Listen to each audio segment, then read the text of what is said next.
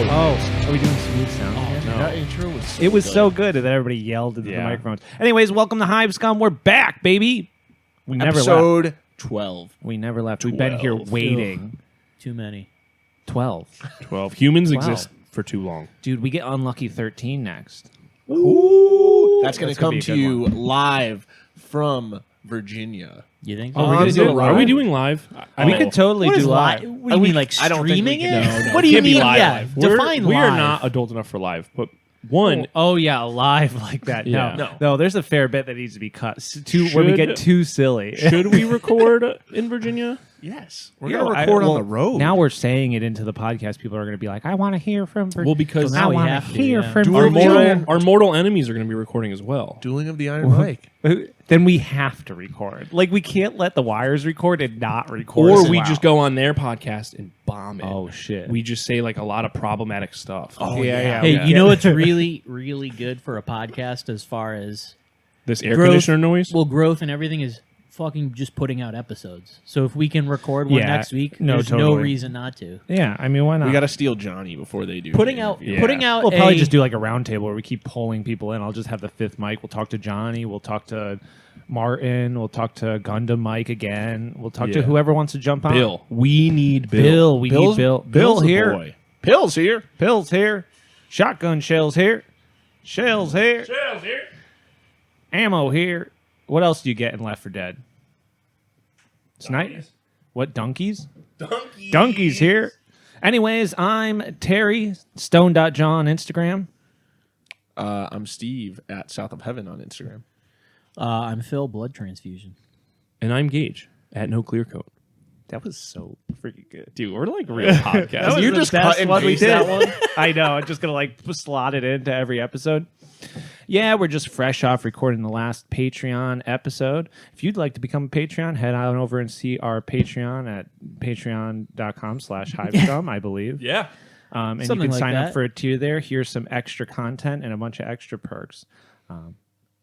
Yeah. We got new patrons, but I'm not good at keeping track of that. Patrons. Patrons. That's see, you can't not say it like patrons. Patrons. Patrons. Patrons. It's not that difficult. Do you I want- know, but I can't. Patreon and then saying patrons is really hard for me. I want to say Patreons. Patreons.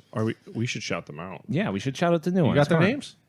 We'll shout them out top of the Yeah, air. I just can't remember Right. who Are we they? did. Aren't they? Right here. Are they not organized by date? No. Kind of. now I think Phil they should just read are. them. They Phil literally was, are. Phil was the best at reading. I mean, them. I'll remember which ones. You were have to gold. read all of them. all of them. Yeah, we got to thank all our boys, man. Go from the bottom up. All right, From but the bottom up. Okay, Adam Moskalik, It's What Evan, Orlando X Doom, Kyle Bragg, Zachary Zaringer, DIY Possum, Renzo Quevedo, Matt Knuckles, David Hoskins, Nick, Kieran Evans, Brandon Stewart, Michael Notaro, Seb Battistini, John Otten, The Vizard, Dom, Bryce Goodlet, Torben Kasbjerg, Jay Pickett, Tim D, Human Fly, Michael Medina, Colin, Old World Century Sam, Smash Bash, The Grey North, and Ian Talmadge. yeah, he is. You all rock. Also, I'm just going to say, reading that list is very funny in that manner. That's how it should be No, read that's every how single it should be time. read every single fucking time. Thank you, Phil, because I was. I We mean, got to record it and then speed it up so it sounds like, Like the FDA warnings on yeah, cigarettes. yeah, just like This something product at will give you the end- diarrhea. You'll die. You'll get cancer. Yeah, diarrhea, like a please drug stop ad. taking it. Yeah. Drug ad, which is a thing that only exists in America. No Drug way, addicts? really?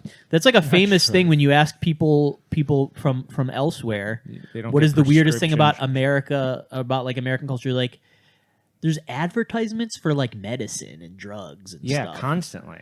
They don't. Whereas have I that- feel like it only Oh, exists. wow. Medicine only exists as like generics in other places. Well, it would I make feel sense. like. I don't need like One of our like how many Crohn's ads. I does, remember I went we last get a time I lot, was yeah. in last time I was in France. I went into a pharmacy just to get like headache medicine, and it was everything in there.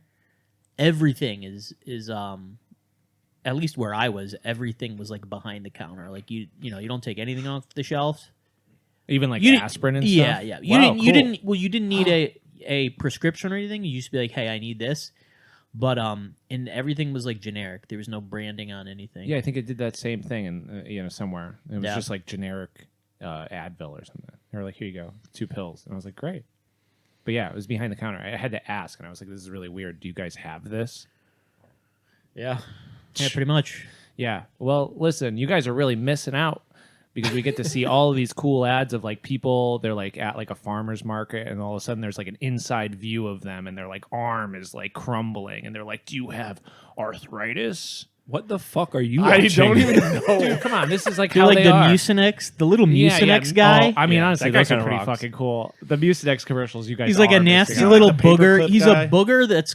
You know what I'm talking about? That's The paperclip Clippy. like Microsoft? No. Flippy from Are you talking about the Yeah. Mucinex Doesn't guy? sell The you Mucinex medicine. guy is a. Nurgling. He's a little Yeah. green booger, Yeah, and so it's he like is the same thing. He is Honey, presented. I'm home. He's presented as this almost like caricature of a early to mid-century European immigrant. Yeah, Like it's like He's this like always got a he's like suitcase. coded as like some like Eastern European booger or something. Yeah, or he's he's like always Greek like, I'm or some moving shit. in here, and he's got like a little hat on. Oh, yeah, and, like, he's got like a collared tank shirt. Yeah, or a top tank and top. like dress pants. Yeah. I'm moving in. And then they take Mucinex and they go, oh no. And they get sneezed out. Take Mucinex and your mucus will be gone or something like that. Yeah, I think that's what they're saying. Yeah. Take Mucinex and your mucus will be gone. So anyways, our first What it sponsor, says on the box. Mucinex. No, it's Thank you so- Mucinex. Thank you. I keep saying Thank you Mucinex. so much, Mucinex, for sponsoring us. If you'd like to get your nose cleaned out, buy Mucinex. Mucinex. Mucinex. You said it right that time. Terry, what have you been working on? Oh, what have I been working on there, bud? I've been pouring molds, Yeah. which good. I hope that Ramshackle Curtis is proud of me. Daddy Kurt. I'm sure he's proud of you. I hope. He asked me to send him pictures and I didn't. But Uh-oh. I will. I promise, Curtis. Just don't make fun of me for being a novice. But I've like finally figured out how to do it because there's a couple of sticky molds in there. There was some molds that I was like trying to fill the space. It was Were a you mess. using expired resin? No. It was totally fine. I was just not mixing it enough. Oh, And then okay. I was like, oh shit, you have to mix this shit really I found well. a shitload of the expired silicone From Paul, right? from Paul. Yeah. Yeah, I remember he had those bottles. And then like I picked up a bottle and one of the things was already hard. And I was like, well, I don't know. I don't know what to do with Who this. used? It was Trent. Oh yeah, he used expired. But He's it was like yeah, it's just fine. Just it takes longer to pour. yeah, and I think there's like something with bubbles or some weird shit. But anyways, the molds have been going great. I'm painting up Hondius guys, and besides that, Next week, oh, I know. I can't wait. Virginia, Grimginia, we'll be there. Grimgina, we'll be there. You can't say that. I can. I did. We're It's afraid. a clinical word, Terry. We're afraid. I'm afraid of the word vagina. Well, I said Gina. Oh, stop, dude. Hey, Gina? Gina, what's Stop. going on? Just Real office douche guy. Gina, how are you? Yeah. I like that. No one got my reference. That's really No, I don't No. know. What is that That's from? so cool. 40-year-old version. Oh, see, I never. Yeah. So I never watched it. But is that the one where he paints models, isn't it? He does, and everyone at my job Yep. references that when they make Really? fun of I don't me. remember him Yeah. painting models. We need to rip whatever I'm that now off. gonna paint your little blue pants silver. Yeah, or something and like he's that. like painting I don't remember pewter that. models. on I've his been desk. made fun of that too, and I'm like, I've never seen the movie, and they're like, oh, what? We need to And I'm embrace like, it and sell merch with that scene on it. Well, I saw a clip of it, and he's pretty good. Like whoever Yeah. painted that model, I was like, this isn't bad. My job officially knows about the podcast. Oh no. Oh, jeez. Oh, I'm always like I love running my mouth, so I'm always worried that the- like I'll yeah, that someone is gonna your listen coworker one that day. you doxed? Dude, my coworker one day, yeah, I was like, yeah, my coworker likes Warhammer, but he sucks. Yeah. Oh, He's- yeah, he's speaking gonna of hear. speaking Does of he the still office, work he there? oh yeah, he'll work there forever. He's like Dwight. He's like Dwight Schrute. If Dwight Schrute was a, That doesn't sound Now too he's bad. definitely coming for you if he Yeah. ever hears this. like, that's what I mean. Or Gotta he's make gonna sure. be like, thank He you, told me- because Yeah. you know. Well, hopefully we don't end up having to cut this anytime I ever mention him. But he was Going he back. came up to me and was just like, trying to get back into the game. I bought the Leviathan box. I'm like, oh, Oh, cool. shit. He's like, yeah, I really gotta find someone to teach me how to play 10th. he's just looking at you. Yeah, you should hit up Battle Standard. There's some people there. That Yeah. play. You're There just you like, go. wow, that's crazy. Don't know anyone. Yeah. Yeah, I play. I mean, Forbidden- my friend I Brandon. haven't played 10th, but yeah. Yeah, I play Forbidden Psalm. I don't know what you're talking about. No, he would just get all those books and then just never use them. Anyways, what you been paying, Steve? Bro, I was in a hobby funk for a little while. and Now you're not. Now I'm not. You busted through that fucking thing like a day ago. I don't know what happened. I was like very just not feeling great after vacation. Yeah, And I think you were a little sick, dude. There was a time, I got very sick you after did. vacation. but you I were just felt like, bad. I think I could tell. you had so much, like your serotonin peaked, I don't think so. and then coming down from it, you were like, whatever. Yeah, you were I'm going to say peaking. my serotonin was not very Not high. because of the trip. I'm saying just hobby wise. Oh, yeah, maybe. I don't know. yeah. But yeah, I primed up my. When we were at Adepticon, I sourced all those models for my Mordheim warband for my undead. Oh, for is the that where those campaign. mostly came from? Yeah, a lot Oh. of that came from there. Okay. And Your frantic 3 a.m. purchases. yeah, got the old Strigoi vampire, whole bunch of stuff over there. Old skeletons, zombies, those Landschneck zombies, Lanznicht. Landschneck. Wow. Landschnecht. Yeah, you got to go to lamb snake. Yeah, Come on down, get your Landschnecht There's a whole zombies. Yeah. it's all metal. It's awesome. Yeah, primed them up. They're all ready to go. Dude, it Gotta looks paint fucking 'em. awesome. And then I did my. I feel a little bad. I'm gonna say sorry right now on the air to Bill for I was supposed Bill to, here. He asked me to build a Red Joy warband, and I was not feeling inspired to do that in any sort of way.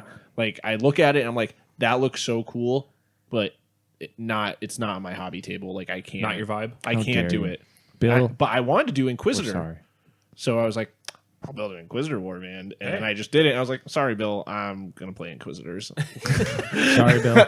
So I'm sorry, Bill, for making your life harder for pairings. But Bill seems pretty flexible. yeah, he is. And And that then seems physically. very sick. Bill Physically rocks. very flexible. Physically very We'll test that flexible. out. Touches Yeah. his toes, We're going We'll to be test moving that him out. around. licks his elbow. Yeah, we'll be playing some football with the boys. Yes. Grim Virginia.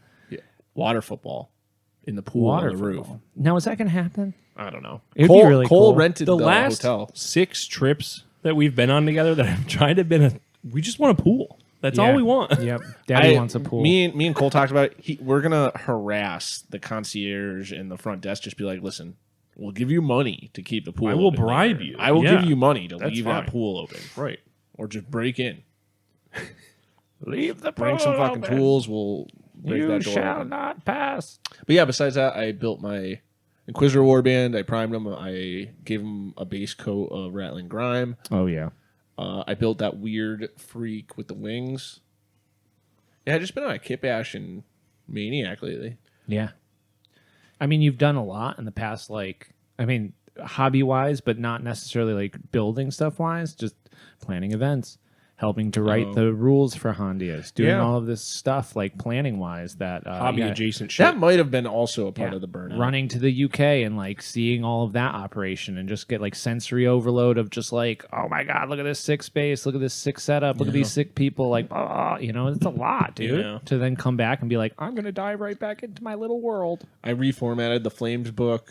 I Yeah, that's a whole that nother alone, thing. yeah, you and I working testing on it. Brothers. Like, Dude, you were doing so much that wasn't necessarily like painting models. That like, of course, you're not going to be painting models. yeah, I want to get that book out. I want Flames to happen. So it just, Do you still need playtesters? I do need to finish playtesting. You heard it here first, people. If you would like to be an exclusive playtester for Flames of Orion, hit up Steve at South of Heaven on Instagram. I'll put your name in the book. Matt, our buddy Matt, Boy, Matt. Knucklebone Minis is Matty Knuckles. working on some models specifically for Flames. Like, What? oh yeah, Yeah, baby. Dude, that's huge. yeah. I'm pretty stoked to see. I sent him. We got to put a halo around Steve for sure. Like, he's a little angel. I don't know what that was. We have to scan today. Oh. Yes, for no reason. Unrelated. Unrelated, just our bones, so we can Yes. see the inside of our bodies. But yeah, he's doing some real 3D modeling for so mechs. cool. His fucking Tony Stark ass looking like with fucking headset and in the Matrix. He was telling me, he's like, oh, if you got a VR headset, you can pop it on and join me while I'm sculpting. Really? We could like be in the room with him? Yes. Be in the quote unquote room? Yes.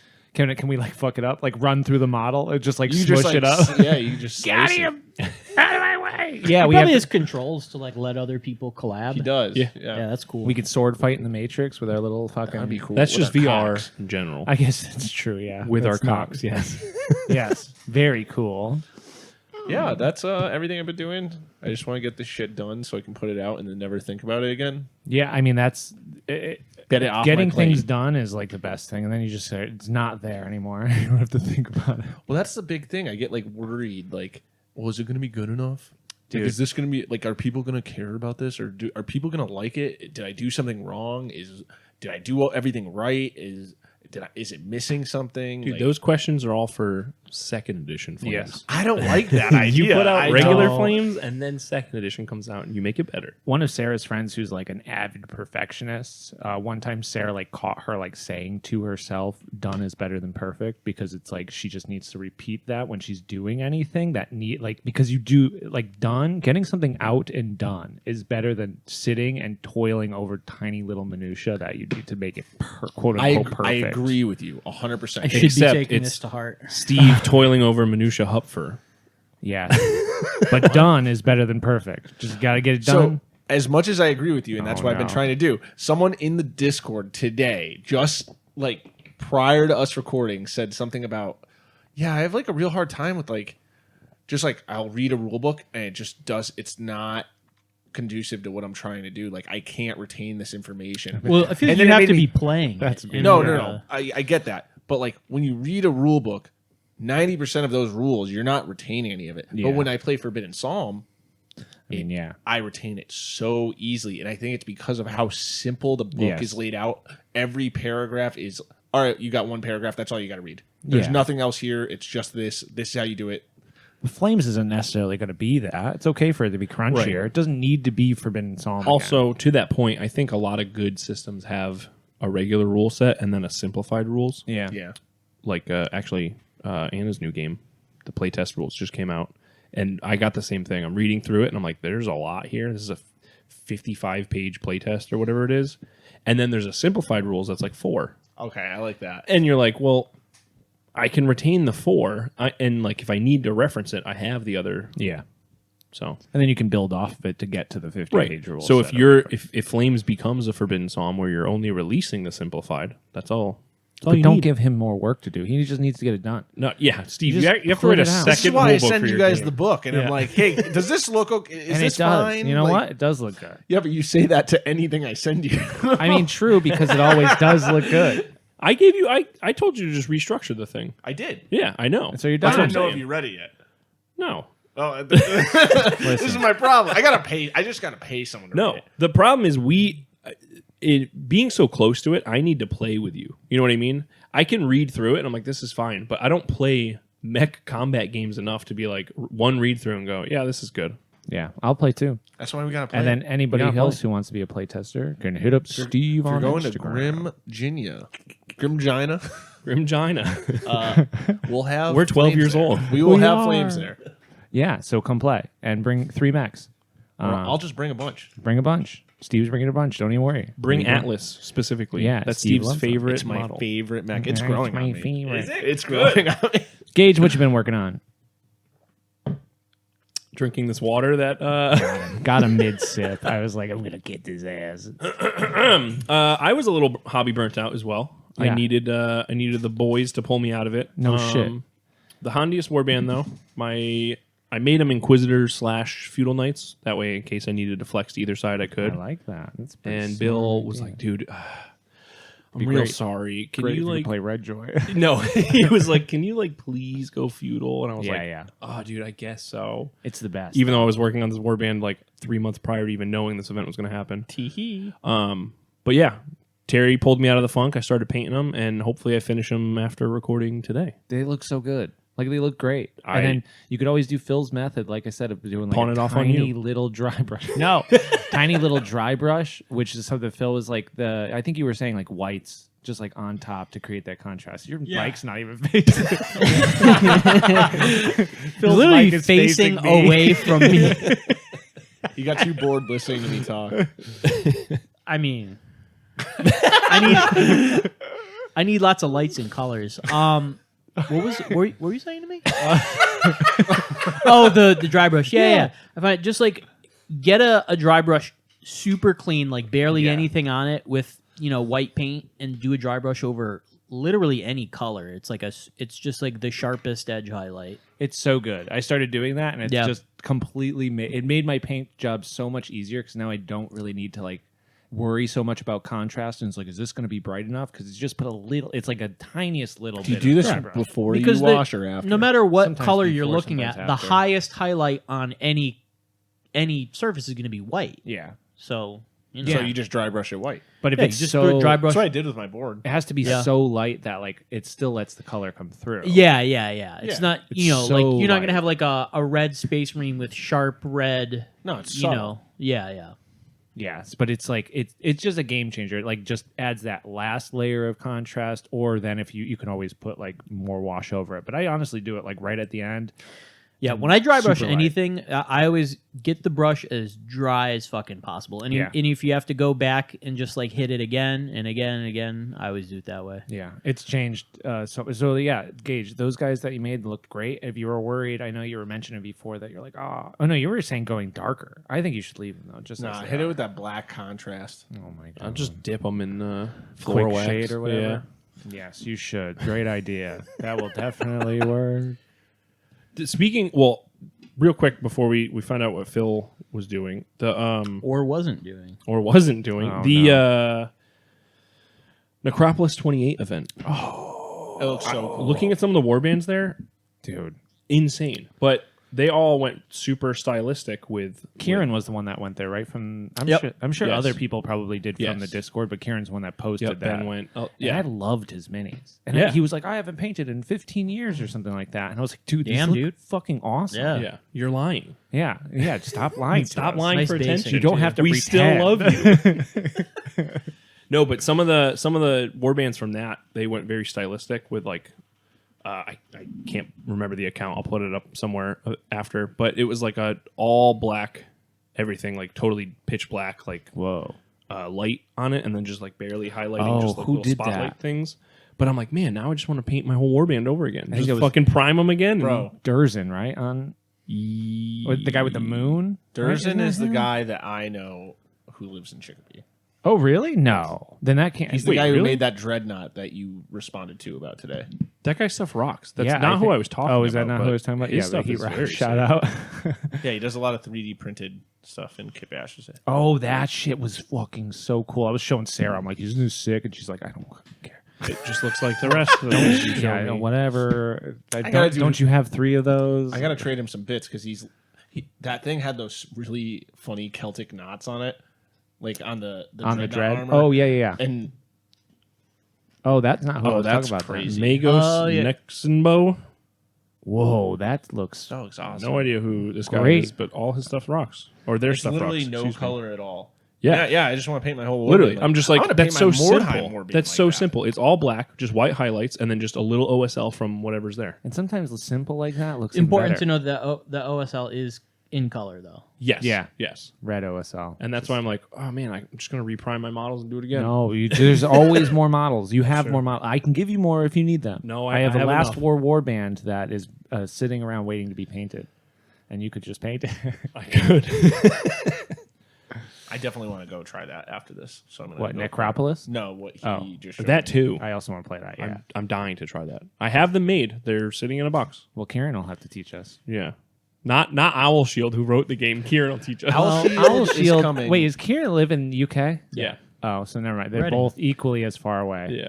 All of them should just travel here. Yeah. To hang Yeah, out with yeah, I us. told Owl Shield, I said, hey, if we go to your event, you got to come to ours. Maybe we That's could the meet rule. in the middle.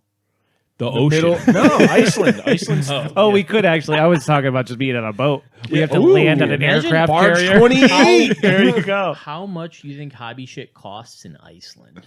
Probably everything is crazy. expensive there. So. Everything is insanely Well, expensive yeah, I in mean, Iceland. yeah. Who's delivering Well, it has to be, Vallejo everything has to paints be, yeah. Everything got has Domino's to be there. imported. It was. I want to say it was like $90 for 2 pizzas. They shipped Two pizzas medium from the pizzas. U.S. to Iceland for Yeah, you? for yeah. Domino's. Yeah, they show the delivery driver's like, well, know for a a fact, half hour left. your order. One of the only countries that doesn't have McDonald's. is, Really? So They had a it's pure. KFC. Good for oh them. yeah, they It's have they have pure. whichever umbrella of brands that is. They have KFC, Taco Bell, Pizza Hut. combination. The best deal that I found while I was there to make listening to like that song the other eating day. sustainable, A weird one. was hot dogs. You got 2 hot dogs and a Pepsi for 7-Eleven. No, just gas stations. Yeah. Well, Just- I think there's I feel 4 like they might have had whatever their money is. I don't know what they use for some- currency, Probably but Icelandic kroner or But yeah. Danish kroner, maybe. it was 4 Funny money. krones. Or 4 whatever you- krones. kroners. Kangaroo Kroners. dollars. Yeah. Yeah, I remember when I was there doing the math. Sorry, am I boring you? No, No. I was laughing. I was making. Oh. I was yeah. That the because they sell Seems gas silly. liters, and this was like Liters. This was years and years ago. What did I say? No, you said liters. You said gallon. What? No, you said Did I say liters. I liters? thought. Oh, Yeah. I thought you said gallon. Well, they sell The- gas in liters. If you're and listening, so the, tell us who's right. you had to do the conversion of both the measurement and the currency, but like 6 years ago or something when I went, gas there was equivalent to $7 a gallon US. So Yeah. do people never realize how expensive everything is everywhere? Well, Americans don't realize that shit is expensive everywhere. yeah. Yeah. But like things are exceptionally cheap in America. Certain things, Milk you know used what I to mean? cost a nickel here. Back in my day. Dude, someone, Yeah. I again, stop me. I know I say this every week, but I might have said this on the podcast before. But someone pointed out that gas is one of the cheapest liquids you can buy. Yes. Like, If it's Oh, by you the think gallon. about it, yeah, by the gallon. Damn. Well, no, I water's never even still thought cheaper. about You it. think Maybe. Yeah, but you I mean mean, you think- petrol? Yeah, you mean Petrol. diesel? Petrol. No. Wait. No. like a Terry, but no. like like milk is definitely more expensive. Yeah. You know? Every beverage, Coke Zero. Coke Zero is Can't definitely buy- more expensive. Well, I don't know. Soda. Soda might be cheaper than gas. No, dude, a A fucking, 2 liter. A 3 They- liter. That's a 4 Walmart. liter? A Walmart size is a 3 liter. Y'all UK or don't know about that. They don't have Walmart in the UK. No. I feel like they have Walmart in other They probably other have countries. fucking I everywhere, think. dude. The fucking Sam Walton. The only thing and is, his I family just have don't. gotten I into don't the- imagine them having the real estate for a proper Walmart in Europe. Yeah, a proper Walmart. You need big fucking open sky country in Texas for Yeah, the super center. Walmart owns a chain of stores in the UK called Asda. ASDA. Asta. as Don't forget to ask your Asta. Asda, question. Yeah, what's the question? You got to don't ask remember the to question. ask the Walmart employee where Dude. the restroom is. Asta. Do you think they still have the greeters? You think they Oh, still yeah. have Asda fight videos? Oh, yeah. You guys are missing out. Yeah. I'm Googling it. Pranks at Asda. You think it's Asda? Asda. Everyone's going to be like, we all call it ASDA, you fucking losers. Or maybe they do. Well, no, it's not. The letters aren't capitalized. Looking at As it. Oh, no, they're very capitalized. Look at this Asda. sick video. As D's nuts. Got him. Ladies fight for toilet tissue and men fight for elephant Ada at Asda. Elephant Ada. Is this like hunter gatherer shit? Yeah. Yeah. Anyways, Phil, what you been working on? But I mean, since our last recording, nothing. Last 2 weeks have been like the most hours know. I've ever worked in my life. you've been, yeah. Yeah, baby. grinding. It's funny. The other day, on Discord. I mean, I even said it. For the Path to Glory campaign, we had all of the matches for June were done, and then I'm like, oh, we're more than halfway through July, and I still never like did like the pairings or like wrote any scenarios or anything. So I got to scramble and try and do some of that tonight. I think what you should like. I liked what you did. I think you should just write like 10 scenarios and then just recycle them, and Yeah. then like write your little narrative every time. Like if Terry and me get paired, you write the little narrative. Your little narrative. How Little narrative, pandering. Yeah, no, I think I don't Your I don't tiny narrative. Right, your I don't have to go- baby narrative. too crazy trying to make like the mechanics of it like curvy, okay? unique. Would it be worth it for you to do like a flowchart style of just like 3 sentences of what the scenario is if they win and if they lose? And then that Ooh, way that's pretty good. you can pre-write the whole campaign and then just have it flow into the next A session. spider yeah. chart. I feel like I would have to look at something similar to reference just to I can show you my old D&D notes. It you worked did it for with a flow chart. I did it for a Yeah, bit, yeah, okay. because they kept just going into the wildest spots and I couldn't really plan location-wise, which kind of is wargaming, you know what I mean? Yeah, These guys are by the Herdstone area because They are. Well, especially like in this case, the scenario-driven like narrative events. It's Yeah. like, I mean, it's closer to D&D than it is to, other things. Sorry, Phil's undressing. It's pretty sexy. What was I going to I say? don't know what you were thinking wearing a long sleeve shirt. Yeah, I mean, it was cold in my apartment. Yeah. It's warm. Warm.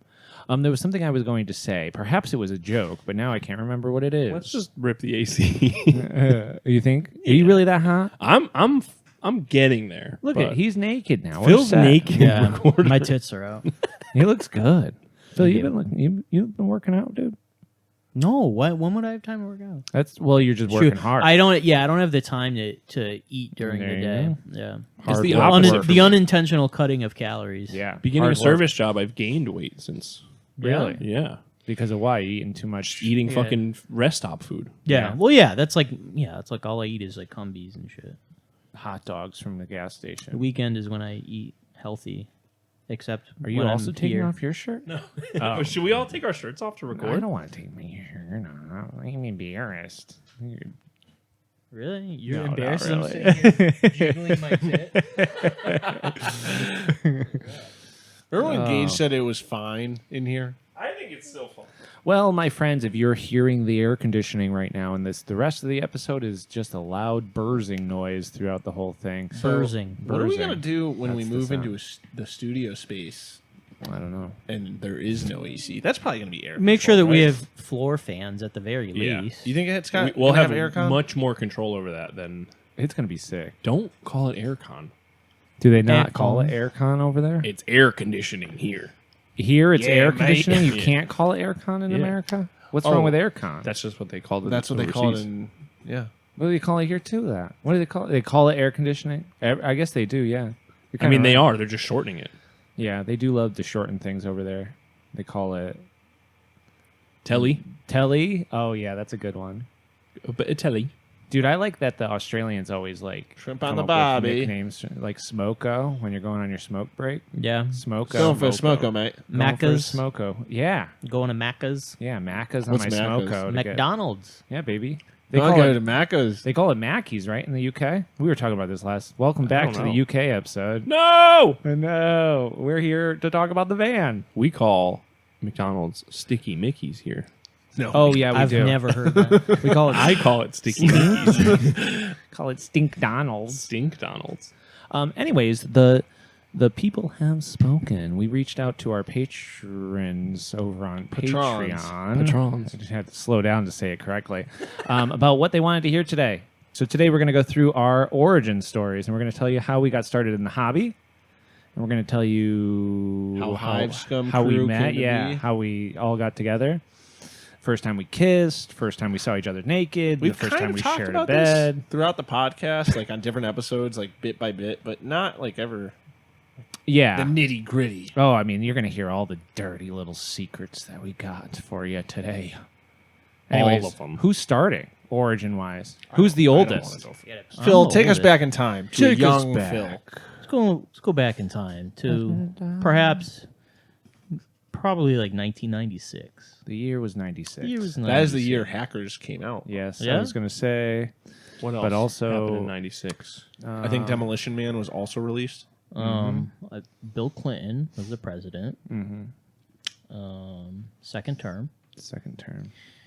1996. Oklahoma I bombing? was probably in the. 96? I don't know. It's around I'm then. I feel guessing. like it might have been 97. All right. Anyways, so I was a curious and creative child, and my mother was always very supportive of that, and so she would always bring me and my brother like on the weekends or during the summer, just so that we wouldn't be bouncing off the walls. She'd bring us to like the library or anywhere that she thought would be interesting. She used to take us to the pet store just to like look at knock on the damn like fish tanks and shit. Yeah. Just to like I said, keep us from destroying on our the house. keep- Keep you out of trouble. Yeah, bring my trouble somewhere else. Anyways, so the first like minis I saw was this neighborhood store called the Dragon's Lair, which I know is probably like the most common name in America for I had a like Dragon's Den LGSs. near me. Yeah. And we went in there thinking it was like a place that sold like used Nintendo games. But then when we go in, there's It did this. sell used Nintendo. Oh, it did. Yeah. No, the one that I was at, yeah, definitely sold like used games. But there was no concept of like tabletop gaming or anything. I mean, granted, I was 8 or 9 years old. So as soon as you go in, there's like it looked to me like a pool table, but it was covered in fucking little dwarves and orcs all lined up against each other, and I was like, all right, I like this. And old green felt table. yeah. I think my mother entertained me by buying me like A blister. a blister pack and maybe like a book. A book. Yeah, like a Blister and Warhammer a book. Armies book. Yeah, Oh, something like nice. that. And so since then, I've just like on and off my whole life, like collected miniatures, and there was never anyone really to play with. I remember there's one other kid in the neighborhood who played Fantasy Battle with a few times. I want to say this was probably. So by the time I had started playing for the first time, probably like between 10 and 12. Okay. Yeah. No, because like I said, there was that store, the Dragon's Lair. There was this store called War and Peace. There had to be other LGSs, but there was also 2 Games Workshop stores within like a 20-minute drive. So there was never like a shortage of, it wasn't hard to find like hobby stuff. But played a little bit in middle school, not really understanding what we're doing with the rules or anything. And then a lot of that stuff kind of just sat in like the back of a closet from middle school to when I was either in college or just out of college.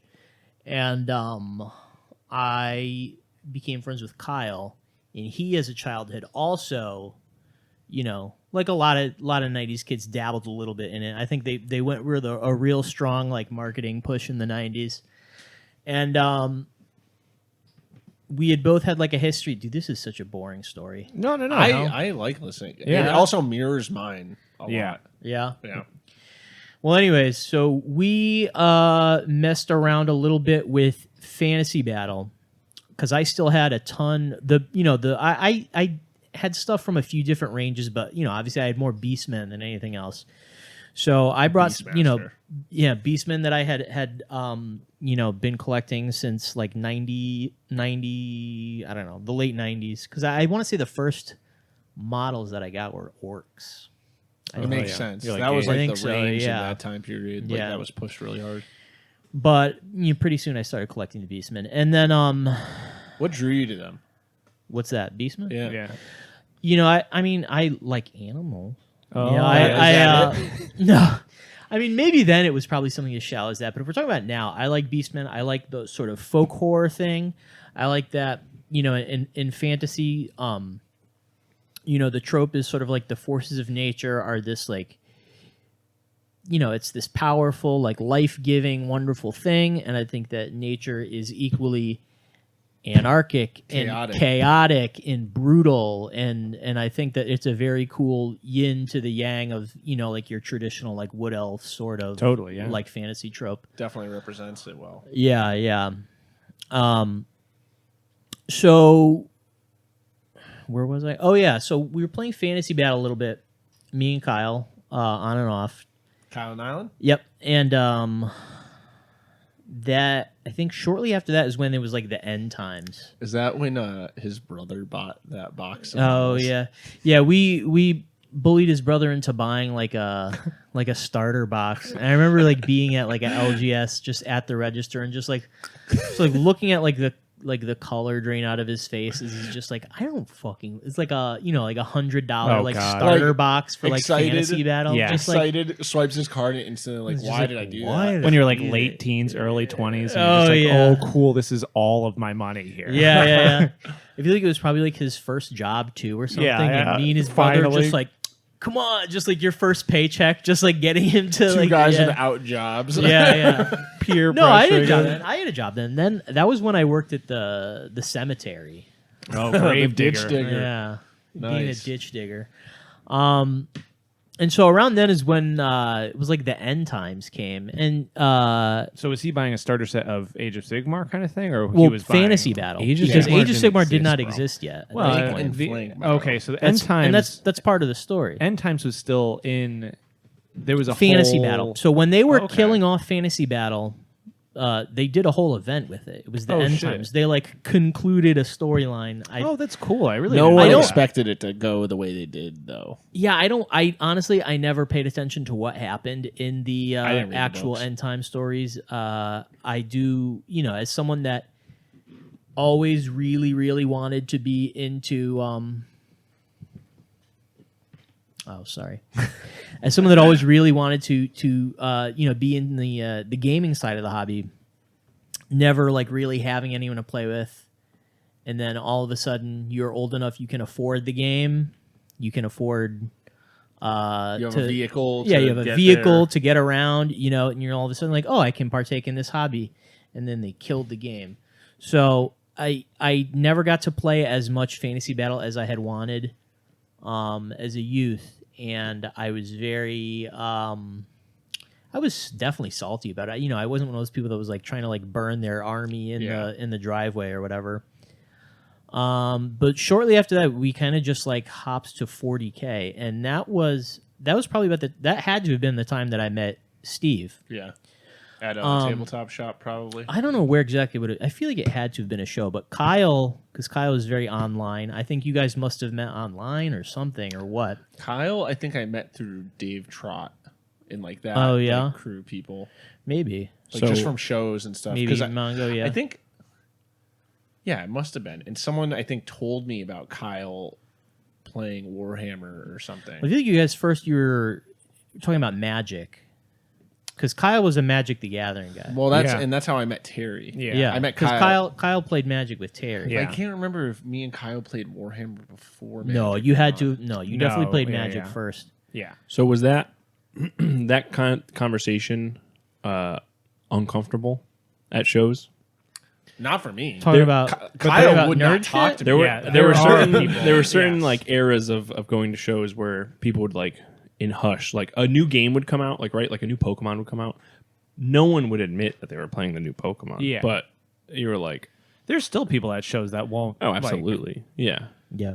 I mean, there's just people that are like embarrassed by it, that Yeah. they want to be tough. Kyle was shamed by his Yeah. hobby, I think, because he would. I Never don't think he talk was to me about ashamed, it. but it was just like it was completely separate. Yeah, Yeah, we're at a it was hardcore show. never- I'm not talking yeah, about this. Yeah, like we're not talking hard or talking Warhammer right now. So how did you get into it then, Steve? Abridging from Phil's Yeah, how Phil's did you meet up story with him? is literally mirrors mine. Really? Yeah. So that's around the time that I met Steve, and then I think that had been after End Times happened. We were like, all right, well, we kind of want to get into 40K because I had never dabbled into 40K until after. Steve bullied you into it? No, not even that. Just not We were until playing after 40K, I think, End Times. already. No, I feel like we weren't. No, No. I just remember playing in Kyle's basement. Oh yeah, And, With, like, Eric Winslow showed ketchup up. bottle terrain, shit like Literally. that. Yeah, we did stuff like that. So in you think basement. Did you start with fantasy, Steve? I started with Way back. way back. Yeah, I mean, Yeah. I started with my brothers all played Necromunda, which I've talked about before, but they all played Necromunda at two like local shops. From what I remember, Right. Dragon's Lair in Springfield, which I'm pretty sure is related or in some way might to the be. one you went to. Like a second Yeah. store. Yeah, and they would do like Magic tournaments, and they had a Yeah, couple this tables. is a place and that sold had video games. had like TCG stuff. Still got the shirt too somewhere. Oh, Oh, yeah, that's sick. Yeah, Haley wears it all the time. That's sick. Too small for me. how dare she? Yeah, I know. She's like ruining it. But they would play there in this place called the Pony Soldier. I don't remember where it was. I think it was in the Springfield. Pony Soldier? Yes. Nice. A game store. A game store. This was like Like I'm wargaming specific store. I'm That's Named cool. yes. The Pony Soldier. Yes. See, that's something I wouldn't talk about at a hardcore show. You have been to the Pony Soldier. But yeah, they all played Necromunda, and they had a couple friends that did it, and like they had like campaigns where they would be playing at the house and have all the cardboard terrain. Oh, hell and, yeah. They'd use VHS as like levels to like Ooh, build that's up actually a good idea. and they would just play it like on the floor. I wasn't allowed to play. But like I remember they had like their sheets and Because they you had were too young? Yeah, I was probably like. You weren't cool enough yet? No, I was a little ass kid. Like, That's and I cool, mean, you know, they're older. They're probably in middle school, high school at this point. Like, And it's things like that like as kids when you can't do something, you know, I think of Nino all the time, Paul's son, like watching and being like, I see all of this magical stuff being made, but I don't yet comprehend it, or I'm not really allowed to like learn it. Us playing more and time. it's like more magical in Yeah. his brain. Like, 100%. we already are like, okay, this is crazy. And Yeah. then this kid is probably like on another world. Us it's- playing it is like the cinematic for him. Yes. He's getting to see us do it, and So then it's like that comes was you. over with the Lehman Russ. Like, I'm sitting there watching them play, and I'm like envisioning this whole this Totally. dynamic world, and then like watching them fill out their character sheets and all Oh, these dude. custom items that like they all had custom like weapons and shotguns Yeah. and ammo for the weapons, and like they all had names. And How would that not blow a kid's mind? How would that not just be like, I want to just start like writing these Yes. sheets all the time, coming up with characters but all like the time. that was their books, like that was Yeah, their stuff. I know. And then one day, like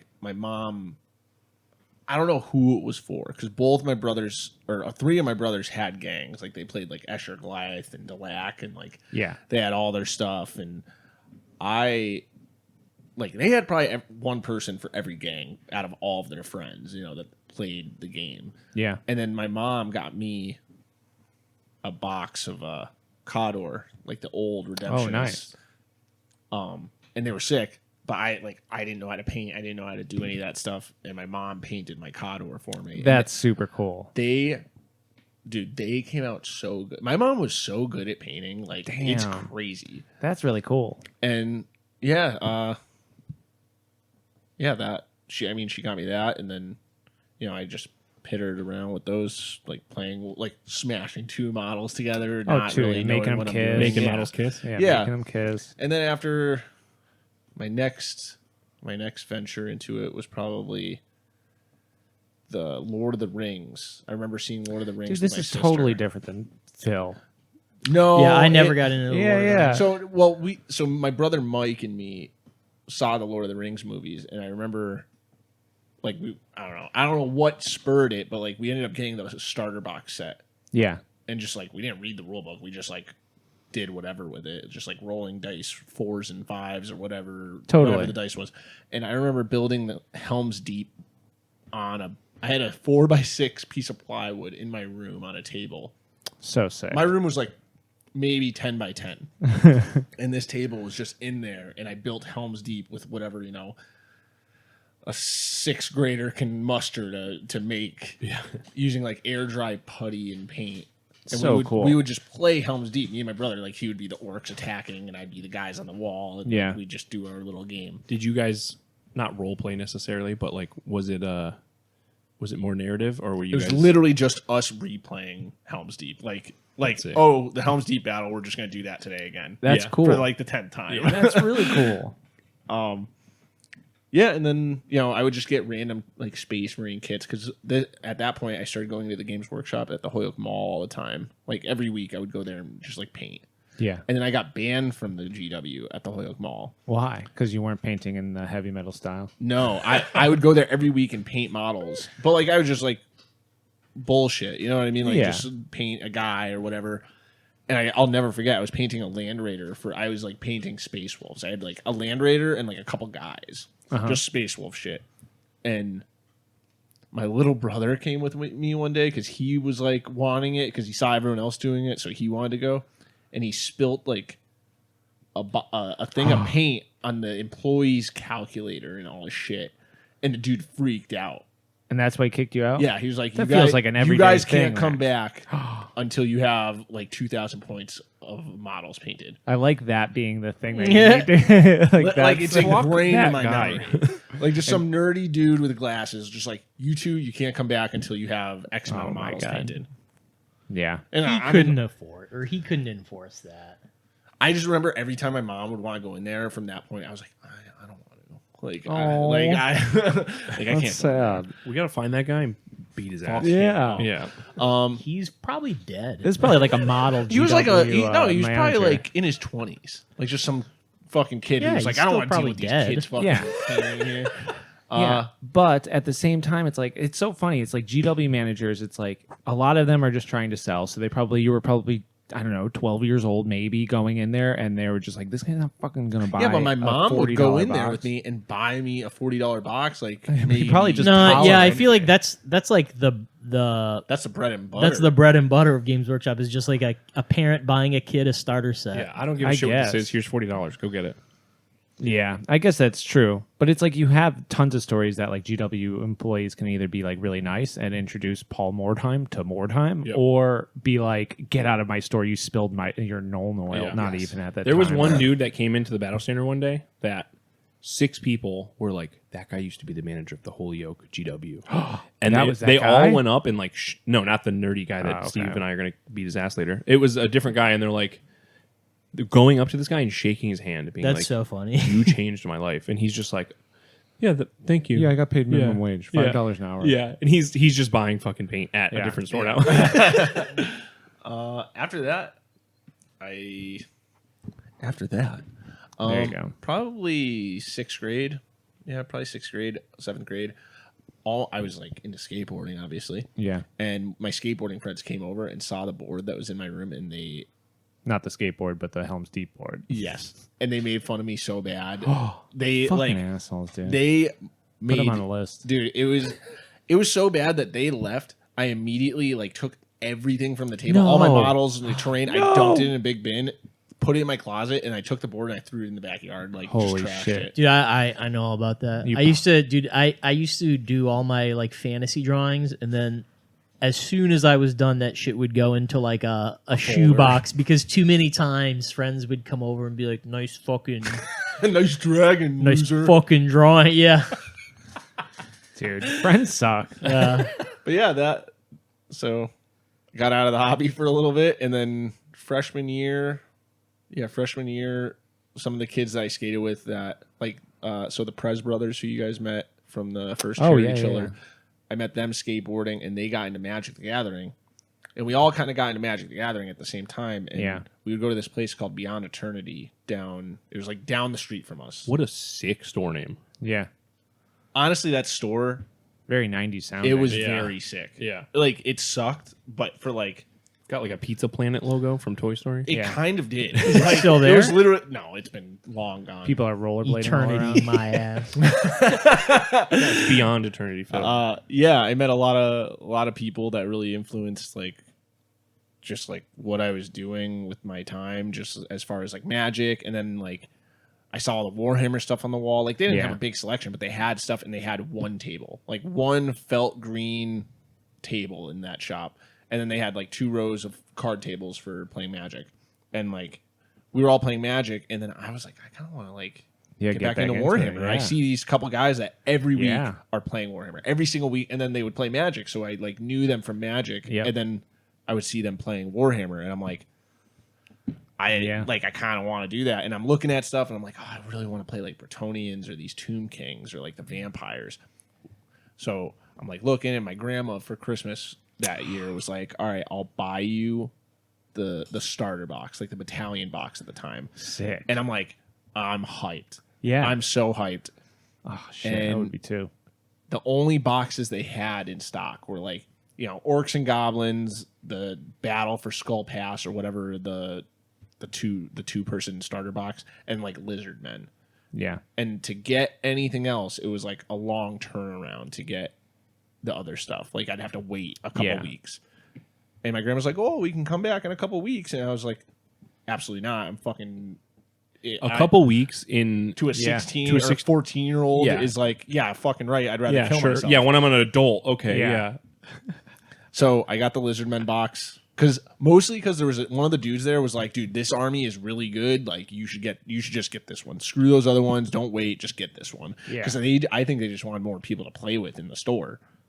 Totally. I bet. So I bought it, immediately built a bunch of the Lizardmen, painted them very badly, played a game, lost really bad, played my second game. Dude there coached me through it to play the same guy I played the first time that beat me. Oh, cool. And he's like, "Yeah, no, don't take this magic, take this, and you're gonna kick his ass." And like, That's like what Phil does with me yeah, right now. Right so now. playing Warhammer there, like had a lot of fun. I probably played like 5 legit games. Like Yeah. I'd never played a legit game of Warhammer before that store, and that's like where I really found the hot like playing the games, building models myself, and So like, sick. painting even though it was bad. Yeah, and then I did that until like the store kind of fizzled out. We started playing Magic more and like didn't have people to play with, so I just kind of put it away. Forgot about it for a while. Yeah. And then there's so many like little crews that would find every little while that it would like transition from like, okay, this shop, stop playing, transition to this shop, start playing. Yeah, it's this thing where like you and your homies, you're like all of a sudden like, yo, this is sick. Let's get into this. Like you have these ambitions, and then you're in your 20s and you realize like, oh, I don't have any money or anything to like do this, and it fizzles out. Well, so the next A lot of false starts. Yeah, and it's like for me, it's a huge bummer because like I'm a person who's like, okay, you want to do that? Yeah. I'll fucking put I'm all in. 100% energy into this. Yeah. And most of the time, most people aren't Yeah. at that level. But then I found it in my early 20s with a kid that lived down the street from me, and Did you have all your models still? yes, so he had a like he's like, all right, I'm just gonna go out and buy a fuck ton of dark elves. Just went nuts, bought a shit ton of It's dark so elves. sick to be the guy that has all his models and making someone else go. You have to go buy all this to get He had into the money. thing. He had Yeah, like a yeah. parents' credit card. He just went. Oh, nice. Done. Dark Elves is a cool take. I would love to play Dark Elves. And like, it was funny because he would never build them. Like I built my stuff, and like I went to a shop, and like he watched me play, and he Yeah. was like, "Yeah, this is sick." Like, Yeah. still had all his stuff, but he's like, "I need a Hydra, and I need these things, and then I'll be good." And he just never bought either of the models, and just never built his stuff. Left it at my house, so I just ended up building it for him and painting it, and like, I still have them. Like Yeah, they're yeah. over in there. Yeah. They're over there. I mean, I feel like that happens a lot. But that There's was probably end a lot of times. people's armies like that. That's when because like my And first that guy is also dead. that guy. Oh, he is? There you go. Hey. Damn. No, but yeah, the first foray into Warhammer was 6th edition, and then it was 7th edition, or no, it was 8th. 8th 'Cause was the that last, was yeah. end times, and then that whole thing happened. I was pretty sour about it, and The whole transition from the end into Age of Sigmar. Was there a gap there? there was No. there was a gap. Literally. Oh, There was okay. years gap. Oh, Yes, there was. you sure? Positive. You would think that they would just transition, unless they were trying to fizzle out fantasy altogether. awful That's how sales it's tactic to kill your Yeah, I game don't- and go, I don't- come back in 3 years Yeah, for the new edition. hopefully you like sci-fi. Well, 'cause- fuckers. That time period, I went from doing that, and that's where Wild Willies came in. Yeah, that's and where like, I really started. I had, I met you guys from Magic or whatever the first foray, because I met Kyle Yeah. and started playing 40K, and we all kind of were doing 40K. And Yeah. that, I met the guys at Wild Willies. I don't know how crazy we want to get into the Wild Willies talk, but Oh, like, 100%. That's the most interesting part of like a Well, hobby introduction. while we're still doing this flashback sequence, everyone's Okay, yeah, We're all, we're- we're all this is where piling we're up all to the meeting. Wild Willies Yeah, here. yeah. Where All right. did you begin, Terry? Since this- this is the breaking point of the 3 timelines of you guys now. I had known Phil for a while from hardcore and just shows and stuff, and I think I knew Steve a little bit from something else. Like he had just mentioned, like maybe Magic the Gathering or something like that. So I think this is like in 2015. I was out of school for sure. I was living in the warehouse, Oh, so like that very really sick puts time like a period. time Sick. in my life. The showerless warehouse. Now, you had no previous knowledge or experience of anything and from Warhammer? still like kind of like I am now.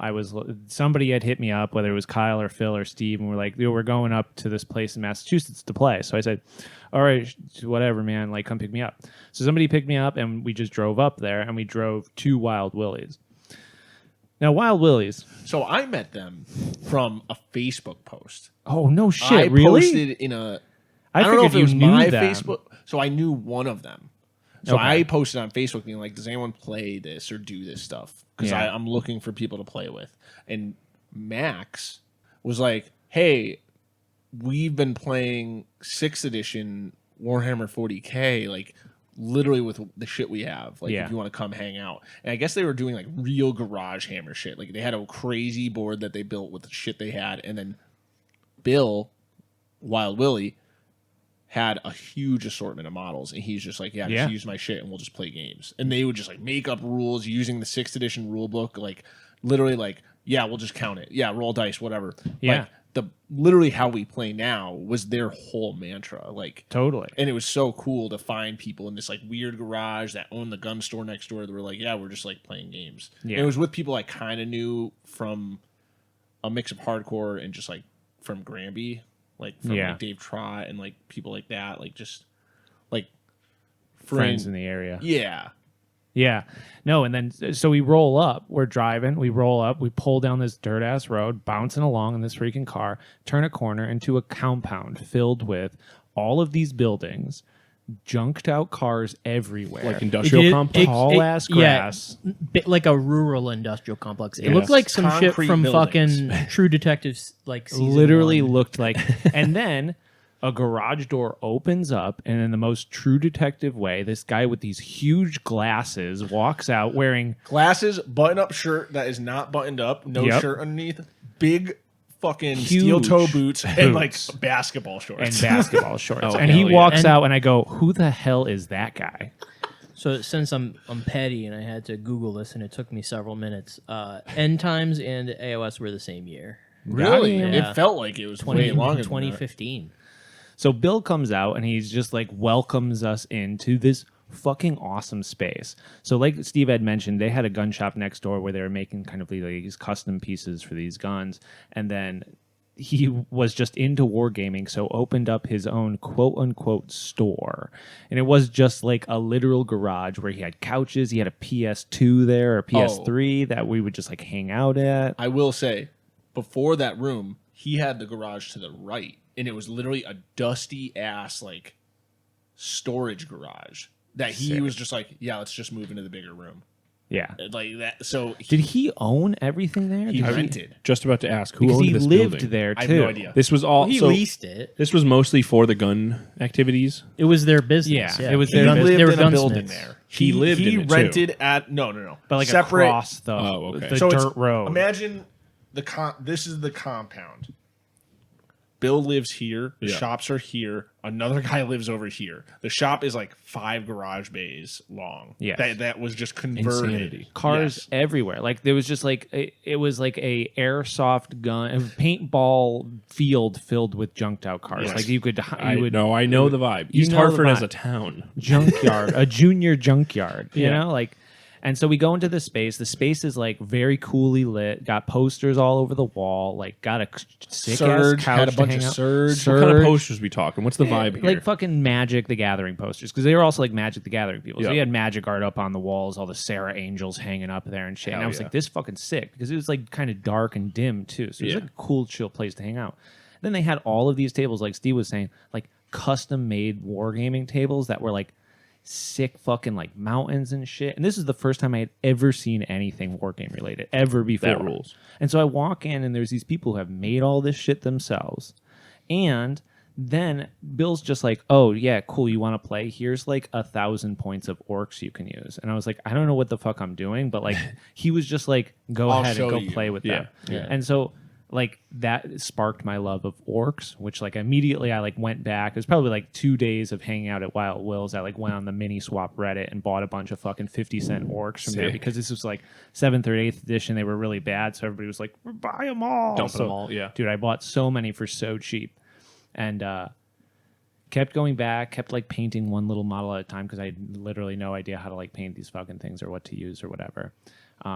Where are you, art guy? Where are you in your art career at this point? So I was working at the museum. I was making TV stuff. Like I was making like video art and probably dabbling with noise music at the time, like just like making some weird Stone Jaw experimental doesn't shit. exist yet. No, Stone Probably Jaw- does. No, I don't know. I was living What's at the Chosen warehouse. One tape? Yeah. Oh, well, I must there have, was that because if era. I was living at the warehouse, then I was, because that's like I had met. You're that cool roommate. Yeah, oh God, we won't get into him too much, anyways. But he was a noise guy, and so we were going to shows at the warehouse next to that. And he was like, "Oh, I live at this warehouse next door." Hung out with him one time. He seemed like a chill guy. We like collaborated on like this little recording or whatever. And I said like, "Oh shit, can I build a room in here?" So we built a room in the warehouse, just like set up some drywall. I put a little bed in there and shit.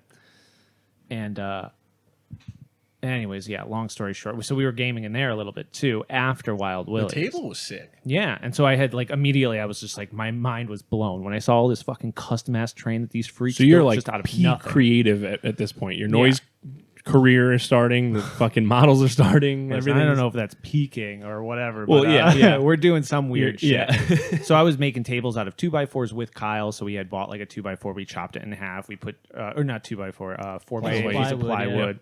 Cut it in half. Put 2x4s underneath it. We put like, I didn't know what I was doing, so I just put like dirt and like fucking sand, dirt and glue and sand.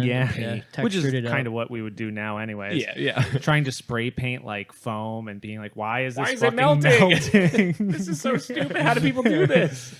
And yeah, so I don't know. Like that was kind of the start of it. I stopped playing after Wild Willy's. Like we hung out there for a while, and then we just kind of like we stopped. didn't really establish a new space. No, yeah. After I that- thought the warehouse was going and to be the then- space, but then Yeah. it just like didn't work out. Well, then I 'cause left of- and like yeah. just left for a year, just driving around the U.S. So Yeah. like I didn't have the space. But yeah, so I don't know. And then they were under my bed for a very long time and in a box. And Sarah, I remember her saying like, "Geez, can we just When did get you? rid of these?" Yeah, when did you return? Well, I was like always. I told her I was like, one day, Sarah, one paint day, those. I'm gonna get back to this, and I can just feel it in the back of my head that this will become important to me at some point in my life. And then I feel like, I guess bachelor party.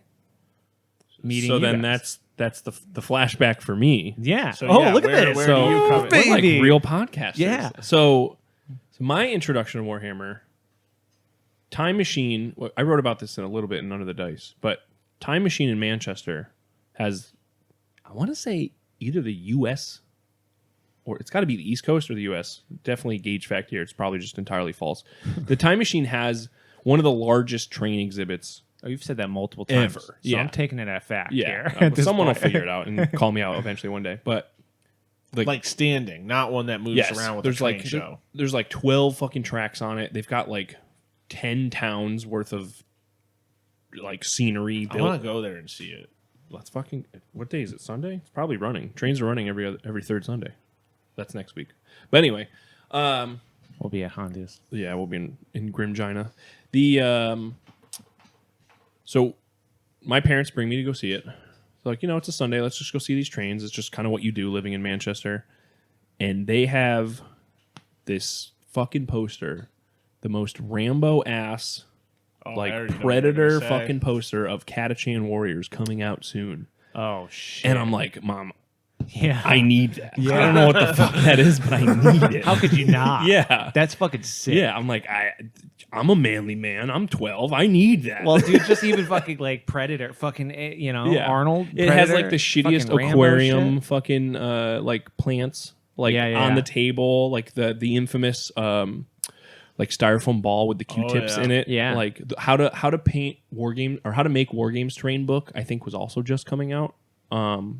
Such a bad book. Which if everyone who's seen it knows it's like it's A, iconic, but it's B, bad. Z. Yeah, A B, and then here's this perfectly finished thing.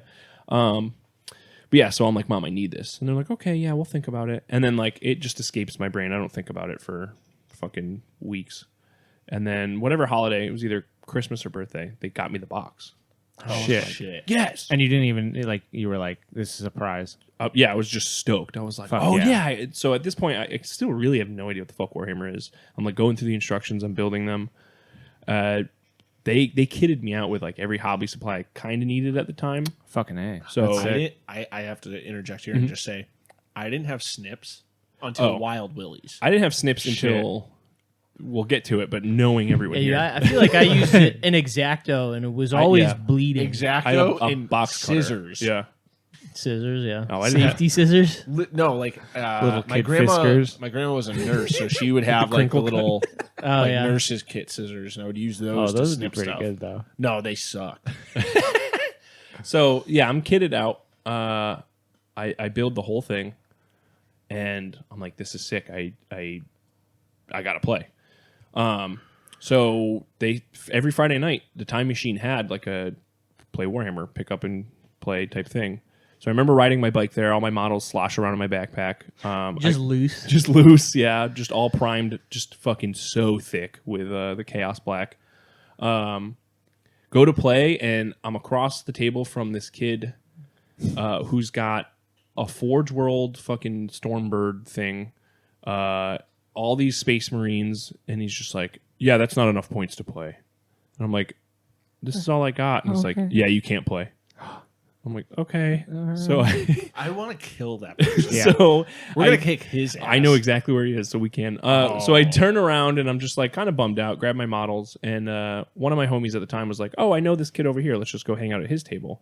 And I sit down there, and they're like, oh, we're playing this game. We don't really like know what it is, but if you want to play like, this guy's playing a ranger, so you could play like his pet. And I'm like, okay, sure, whatever. You can be a dog. He's like, you got a raccoon. You can figure out how to do that. And so he like quickly rates these stats. And that was also my first introduction to D&D. Really? That fucking day. So I got rejected at a Warhammer table, turned around, and they were playing 3.5. That makes sense. Sick. So that was kind of cool. So Also good on him for being like, you want to play D&D 3.5, literally just make up some stats and we'll just figure it out. Yes. Like that's Yeah, how you should yeah. play D&D in Yeah. general, and most people aren't like no, that. not at all.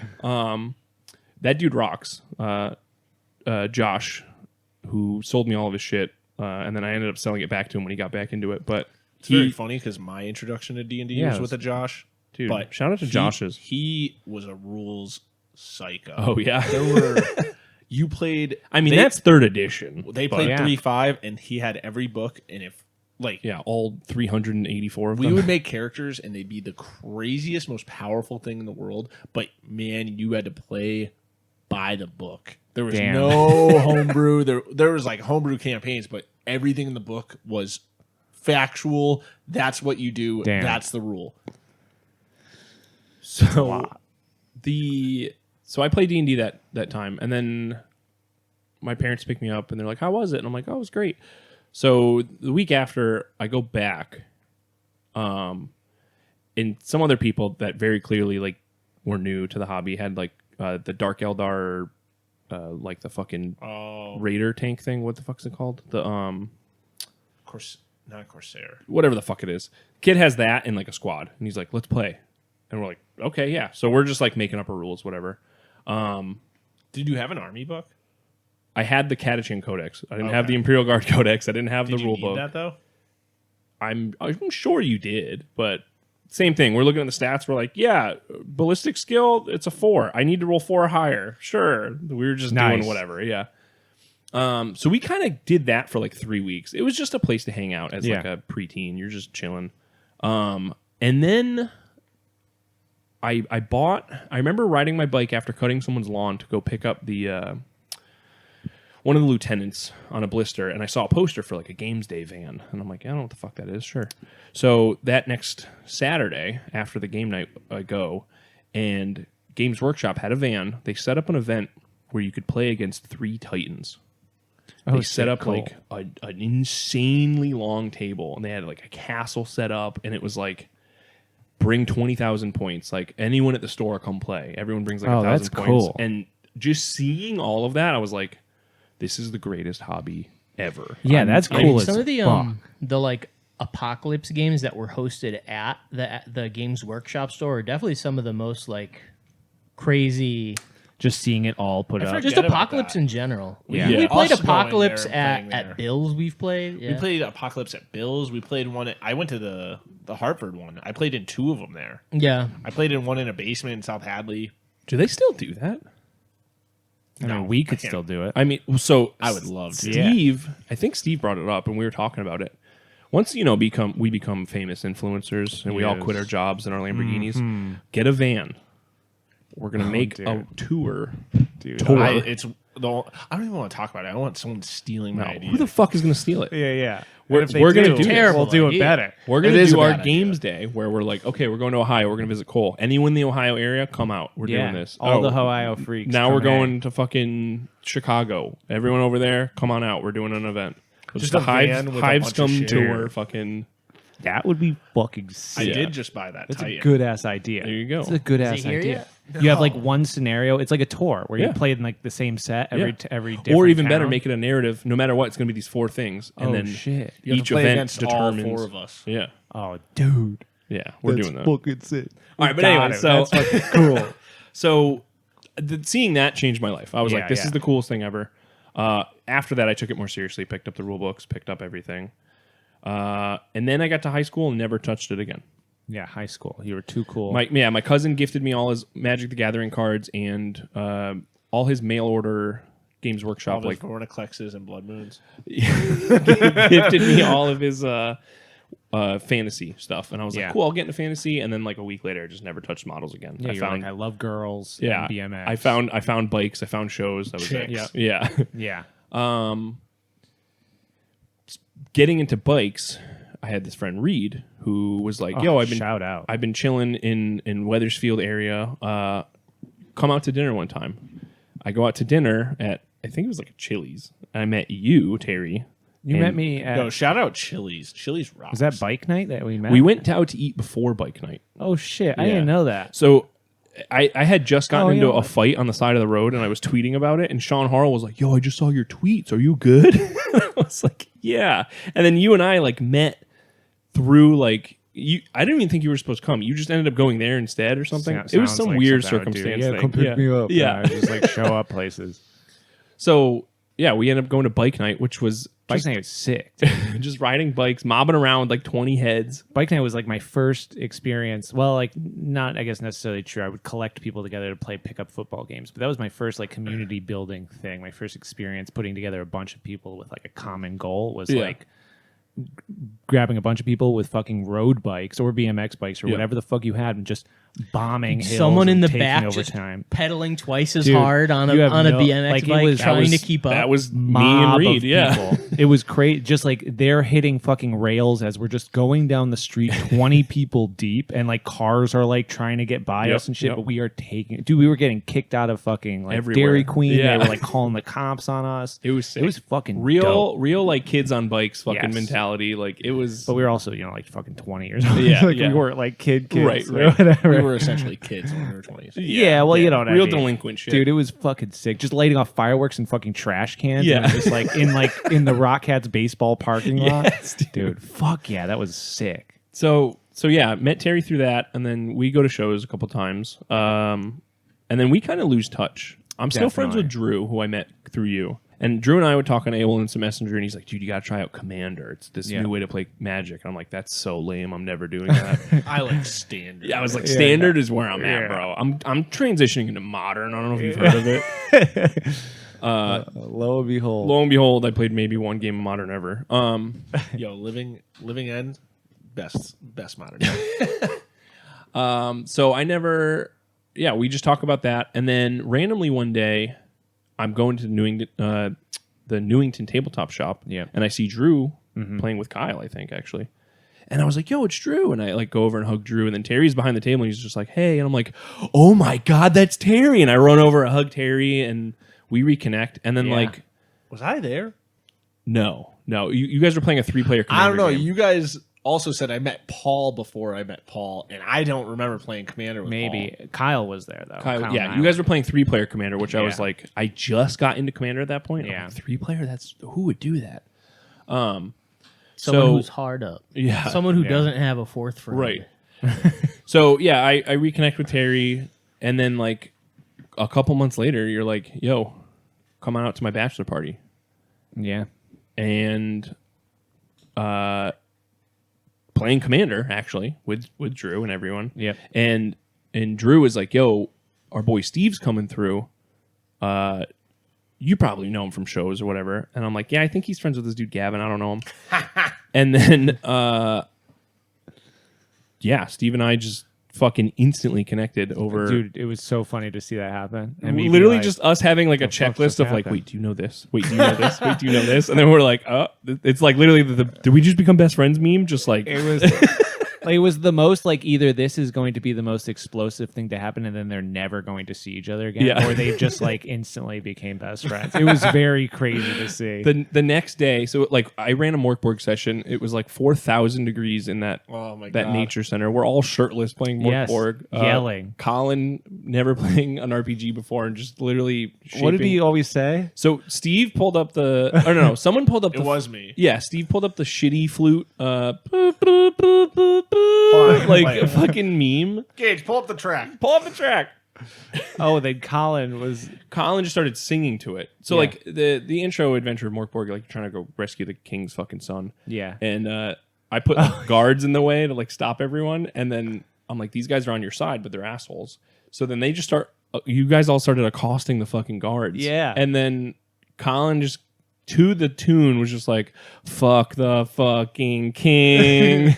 And then the whole room is just chanting this at 2 a.m. shirtless. We like half of us just passed around a bottle of whiskey. It's 1 billion degrees in there. It was so hot. We have like this ambient red light just like shining in all our faces. Yep. It was so just the funny. exit sign light. Yeah. Yeah, that was fucking sick. And then, the next morning, I put on YouTube. I was like one of the first people to wake up, and I'm talking to Colin, and I'm like, dude, check out this dude Miscast. I was just started watching his shit. He's doing like the Carnival of Chaos. Because shit. you were into D&D. And Yes. so you were like, oh, this D&D terrain shit. Yep. Fuck, man. I never realized that was probably the literal missing link that got all of us back. Yeah. It's probably like D&D terrain videos, specifically probably Miscast videos. So that Miscast video goes on, and then Steve wakes up and he comes out and he's like, yo, you like Warhammer? And I was like, I mean, I used to. Like, I never really touched it. And then, like, Steve had to go to... He was beginning Fire Academy, I think, or something then. And then... Yeah, you did have to leave. You were just there for one night, I think. Yeah. It was either You had to it was leave either early. fire school or I think it was fire school. So, yeah, we traded numbers, and then, like, literally the next day, I was like, yo, I just dusted off all my models. What's up? And it's... This is not the song. Why is it? Yeah. My bad. So, yeah, it literally, like, from that... And then I don't know how, maybe somehow I figured out that, you had dusted off your models. I don't think there was a group chat yet or anything. No, so the Zero Cool chat started. I do remember Zero Cool. We were talking about, Yes. like, we need to do something. We're all doing this. You were like, I've got orcs. Yeah. And then we met up at the Battle Standard. Yeah, so this is me getting back into it. I pulled them out from under the bed. Yep. And I was like, I can probably fucking paint these things up. Yep. Yeah, because I remember Steve leaving, and then Phil wakes up, and he's like, oh, you play Warhammer 2? Cool. And, like, I knew Phil kind of from shows at that point. I met him at that Harm's Way show, but then, like, never really... we never talked or anything. It wasn't, like, MySpace friends in the era. I'm not good at doing internet. Yeah. It's so funny to talk about that, too, because it's like, that era of internet was like, oh, I met you at a show, I need to add you online, and now we're friends. Oh, Yeah. That's never been mine. I'll play hard to get for years. Yeah. You're still playing hard to get with me, Phil. Yeah. I can't find the original video. But that's crazy. So yeah, that definitely connected us. Like post that, Yep. you dusting off models, me being like, fuck, I could use these orcs finally. Like, told you, Sarah. I said these were gonna come back, and like, now I got them. But I'd never painted in New Britain, so this must have been when I bought my house and moved in. That like I started painting again. Yep. Because you bought your house, like, what, 3 months before mine? It was 2 years ago in April. 2 years ago, but I think we moved in June. It was like, they get like a month. Yeah, You gotta I was- fucking wait. You had September. already had a house. I was in think. September. Yeah. Yeah. No, you were a little bit before me. Really? Yeah. So... Oh, yeah. Okay. And then I didn't realize how much shit I had until I moved, and I was packing it all, and I was like, whoa. Because my mom's like, get all this shit out. I'm Yeah. like, oh, fuck, I actually do have a lot of shit. Yeah. I had 2 of the Orcs versus Empire things. And then honestly, the rest is fucking history. Like going to Adepticon the first So, time. yeah, Like, the- so much shit. Steve, did you show us Adepticon first? I don't remember Because what so the year we went to Adepticon was the year after Danny and I said, because we go to PAX East every year, and then we went to PAX Unplugged, and then we were going to all these cons. That year, I was like, we're hitting 10 conventions this year. That's like us as people now. This is what Yeah. we're doing. Because You're I just con love people. traveling. BMX Con instilled that. You meet people, different things, you go wherever. Totally. So I'm like, we're going to all these cons, we're making friends, etc. I had never heard of Adepticon. Yeah. No idea. I honestly think it was because of like there were YouTubers that, you know, are Yeah. just kind of like there. We're not the biggest fans of them. You know, they're just sort of like the outliers, you know. Yeah. But I remember some of them mentioning Adepticon and us and me being like, what the hell is this? Yeah. And then like Googling it. Right. And then so we were like, oh, let's go. And then what was that? So that first night, because Steve's zine was still kind of like the motivation for a lot of the stuff. Dude, Steve, but when did you, because the zine was before all of this. You started doing the zine kind of way back. Under the Dice. Am I wearing the shirt? No. Under the Dice. You have to check the shirt for the team. No, I got the date on it. Yeah, 2016. I think so. 2016. That would make sense because it's been around for a bit. I remember when you were doing like episode 1. Or episode 1. Yeah. The I mean, it issue was one. a podcast first. Was it? Yeah. Damn, dude. But you're just doing that by yourself because you didn't have the. No, I you had didn't like have three of us. I had literally tried doing Hive Scum as Under the Dice, and it didn't work because everyone I tried to get to do it just like wasn't. They're really not as handsome. No, they just They're like not weren't as- on the same They're not wavelength. willing to have their shirts off Yeah, with yeah, you. Rub their No, it was nipples just with like you. a difference in like what Personalities. not even personalities, but also like just their experience in the hobbies, or Yeah. like just didn't have an interest in the hobby. You can't really or- have a podcast where you're bouncing shit off of someone that hasn't really done It's a what you're- wall. Yeah. Yeah. Yeah. Yeah, and thank you to Dragged into Turbo Lasers for inspiring this podcast. Yeah. Yeah. Literally. And literally, like I remember listening to them and being like, "We should do this." This like, is just what we talk about. We've been saying it for a while. yeah. Well, So so yes, we were talking about. so it your before zine that. was still like a motivation of like we're trying to get people to interview. That was Matt, totally not panicking. Yeah. We messaged Matt, or you messaged Matt, and we're like, "Yo, can I put your shit in the zine?" Yeah. And did an interview with him about it because I was following him and I loved the stuff he was doing. Right. Yeah. Loved, So- as if you don't still love I know. those stuff. Yeah. It's only gotten So real better. quick, actually, social media wise, just going back for a second, how did you find that like this freak side of the culture? Because like there's the amount of people that follow Warhammer shit, like I'll bump into at Yeah. TBS that are talking about 40K and have no idea what we're talking about still. Yeah. Is it just like I don't know. Like following Like- hashtags or like even my social circle, like it grew from Full Metal RPG, like Yep. listening to them, then Kyle posting the Dungeon Punks podcast for some reason or whatever, yeah. listening to that, and then just like kind of going further down the hole of like more like, oh, it's not just this clean, it doesn't have to always just be a clean Yeah. box, like, Doesn't have to be heavy metal. and then like I don't even know how I found Matt. It might have just been like other people that I followed just sharing his stuff. Just like a lucky thing. Yeah, Dude, just how like crazy freak. is that? Like So, yeah, somebody posted following- a story. Like, how did I somewhere, and find now Matt's Evan? like our boy. Yeah. Straight up. Like I don't even remember how me and Evan like probably from Matt, like posting Matt stuff Because or, like, on when his I comments. when I reactivated Instagram like a couple months before Adepticon, I started following people. I followed the hashtag Grimdark and something else. you know what it probably was? The Blanche articles from White Dwarf. Probably. It probably was that, like the newer White Dwarf stuff that had the Blanche articles and following hashtags. It Yeah. probably is that. That hashtag, Yeah. I remember Evan had the beadhead guy, one of his first models, and then literally chilling with Evan for the like jumping ahead a little bit, chilling with Evan for the first full day at Adepticon, and Yeah. then realizing it's what Evan and being like, Totally. dude, beadhead guy, I love your shit. And then like people coming out of the woodwork, not even coming out of the woodwork, I shouldn't say that, but like Johnny being like, "Oh, it's what Evan, you told me about using nut brown Yes, ink, yeah. and I never stopped doing it." And then So- being like, "Who? Wait, this guy paints too?" Like Yeah, to yeah. Evan, like So of course. that Adepticon trip, the first Adepticon 2 years ago now, we take Matt's class. Yes. At that point, it was kind of just for us hanging out. yeah. We kind it wasn't like we were learning from it, but it was still it's nice to Because see we met his. Matt first the first day. Yeah, and we Yes. were bugging his Yeah. ass. Yeah. Just punishing him with Yeah, fucking he was food well. He and- was just standing there. Yeah. You know what I mean? We Yeah. were just like, "What's up, baby?" So we take his shit, hang out with him, and then he's just like, "Oh, you got to go check out Johnny's shit around the corner. Yeah. He's tattooed. He's just like us." And I know I've said this probably every episode, but going into Johnny's room, Yes. and I That think was the changing That was point. the final like key turn. Yes, just to be like, 1000%. wait, this is like a thing. A Yeah. thing that maybe 100th of the people, probably less, like 1% of Adepticon actually saw. Yes. And it Oh, was the for sure. sickest thing there. yeah. yes. What was it? Nate dragging fucking Eric's Hobby Workshop. Oh, is that who it was? You need to come check this out. You gotta Someone see did. this. Yeah, someone did, and was like, "You got to come check this out."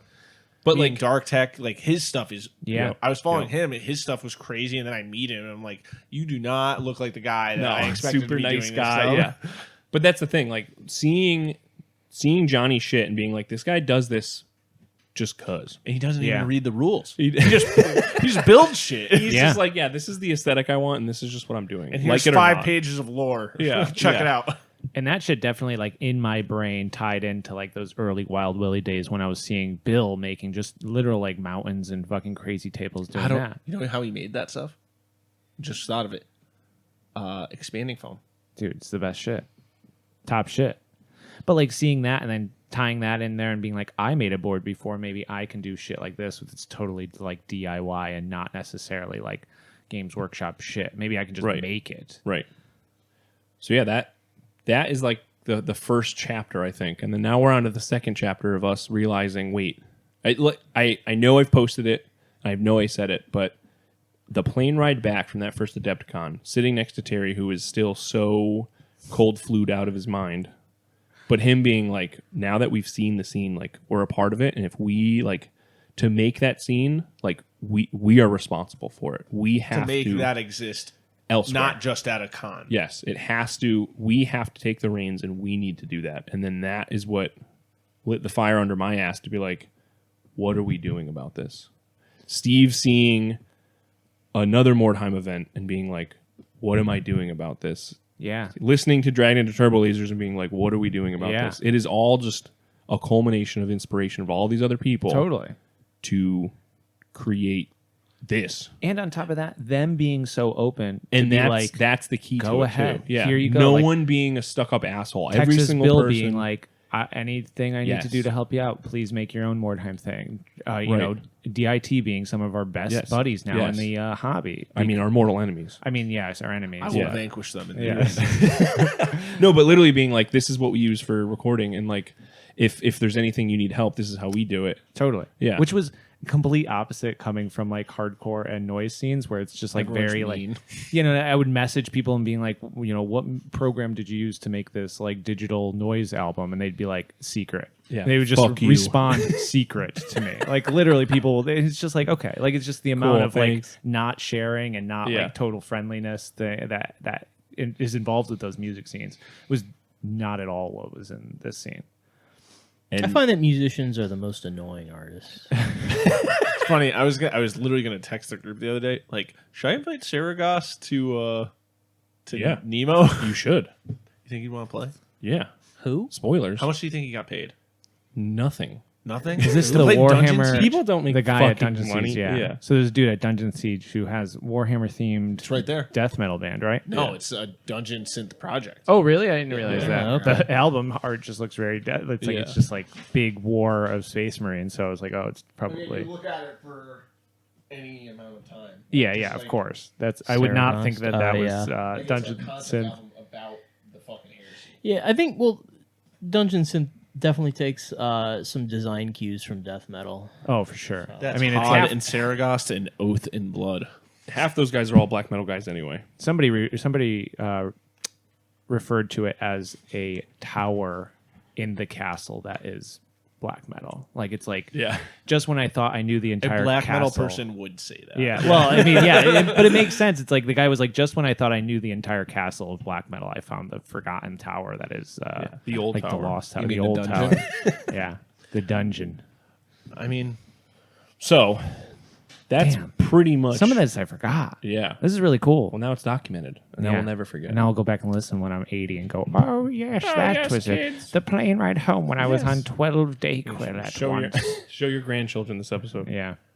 Yeah, but that's kind of crazy. And then yeah, here we are with Nemo 2 in the works. you know, And the 12th episode of Hivescom and A lot of Grimdark Hallway. a lot of shit that none of us could have imagined would even be possible 2 years cool ago. stickers in the future.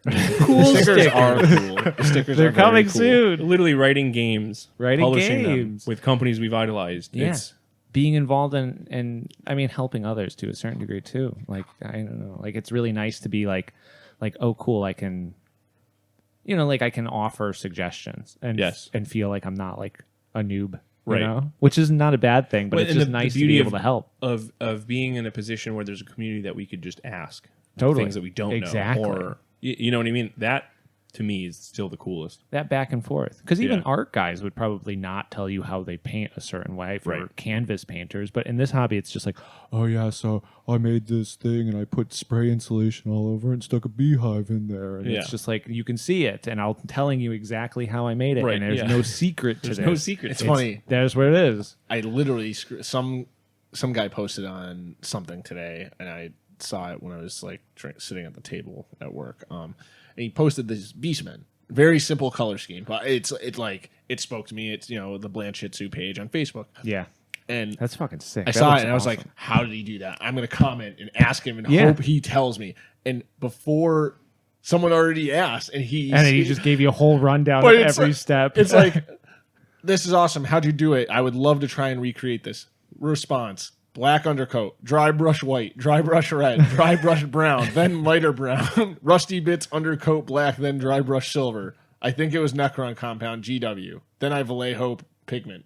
just perfect. Zero, That's- zero hiding of any Yeah. secrets there. Totally. That's the best part about this. Is like you're just open to try so many different things. It's like such a good creative community to be part of. That's not like there's very little gatekeeping. Yeah. It's amazing. My goodness. Do you guys Okay. want to do some questions? Yeah. Yeah, do questions. Terry, let me do it this time. Yeah, you can do it. Yeah, hit the effect. Oh shit. You're number 3. Questions from the Hive. Cool. Thank you so much. You're welcome. All right, we're back with some doing it. questions. Gage, there was one that you wanted us to answer first. Now, how does that go? Because I think it ties into our main topic, eh? I think so. Steve, can you read that question? From Darnell. Darnell, Danny. What? Well, we already answered that part of the question. Read the whole question. Darnell asks, what was your first tabletop experience? Were you nervous? What helps you feel confident when entering a new hobby that requires being social? So by experience, you mean the literal first time I ever played a game?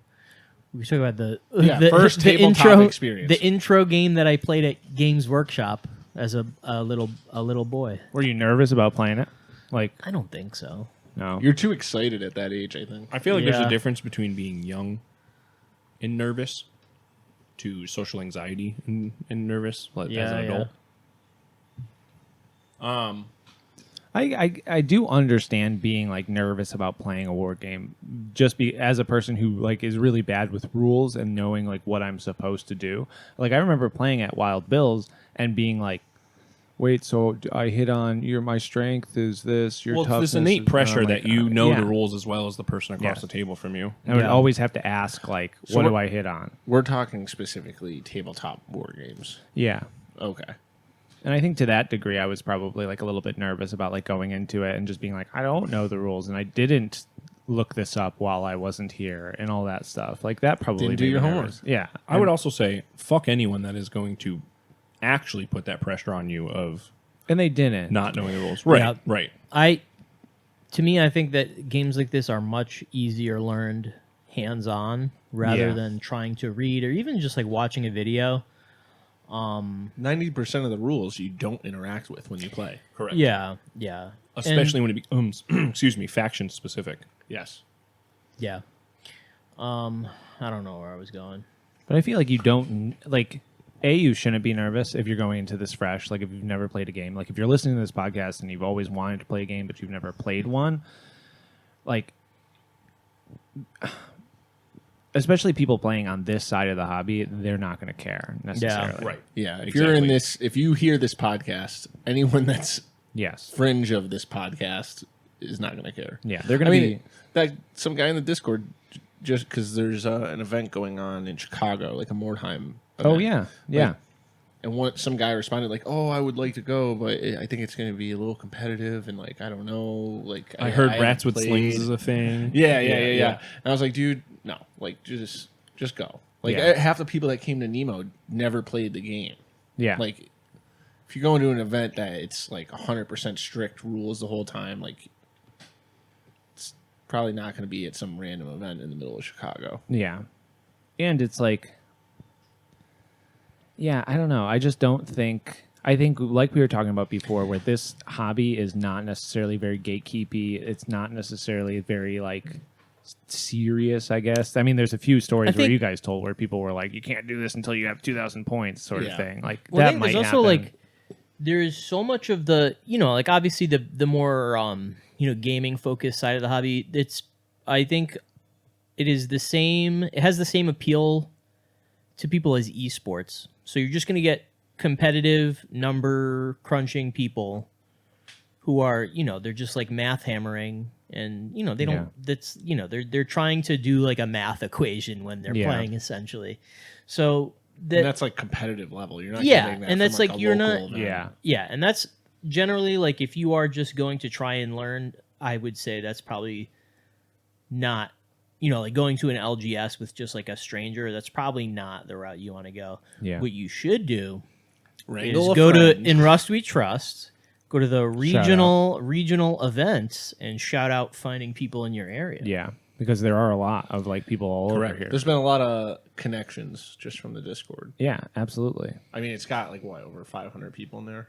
Yeah. And if you're just looking to play a game, like I remember when we went to the Battle Standard and I did not know how to play Kill Team, and Nick from the Battle Standard, like the best employee they had there, the best employee they had at the Battle Standard, taught us how to play Kill Team, and like and really got me kind of back into the wargaming side of this. Right. I was hyped to play Kill Team when we first started. Yeah. And he had things printed off for us, and I think that probably happens at a lot of game stores where you can contact them and be like, is there a night I can come and play like a friendly version of A Song of Ice and Fire, or I can play a friendly version of 40K, Right. or even just meet up with people in that. And that's the thing. If the store doesn't have it, the community will. Yes. Yeah. And so, I mean, I think that if you are nervous, if you are in this hobby and you've only ever painted, you're listening to this right now and you're just like, I just love painting minis, and it's because you're nervous to get into the wargaming side of it, like your local game store definitely has some way to reach out to them and either look for beginner games, which you don't have to feel nervous going into them because nobody else knows the rules except for the person teaching you, or there's somebody in that community that's going to be not as crunchy and not as like rules lawyery. Yep. Take the plunge. I mean, honestly, it's like, just do it. Or just come here. We'll play with you. Yeah. Yeah, Danny. Yeah, Danny. Yeah, Danny, if you want to make the trip out to Connecticut to come play with us, you're more than welcome to do that. We will help you learn Darnell.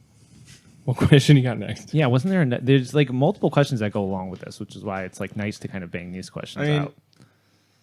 We already answered. I did like the historical side one of it. Oh, that's from at knucklebones_miniatures. Ooh, Matty Knuckles. Do you ever think you will end up moving over to historical wargaming like the proper tradition? Only if my favorite 3D sculptor starts making historical war game Yeah, sculpts. I guess I would have to do it then. What era?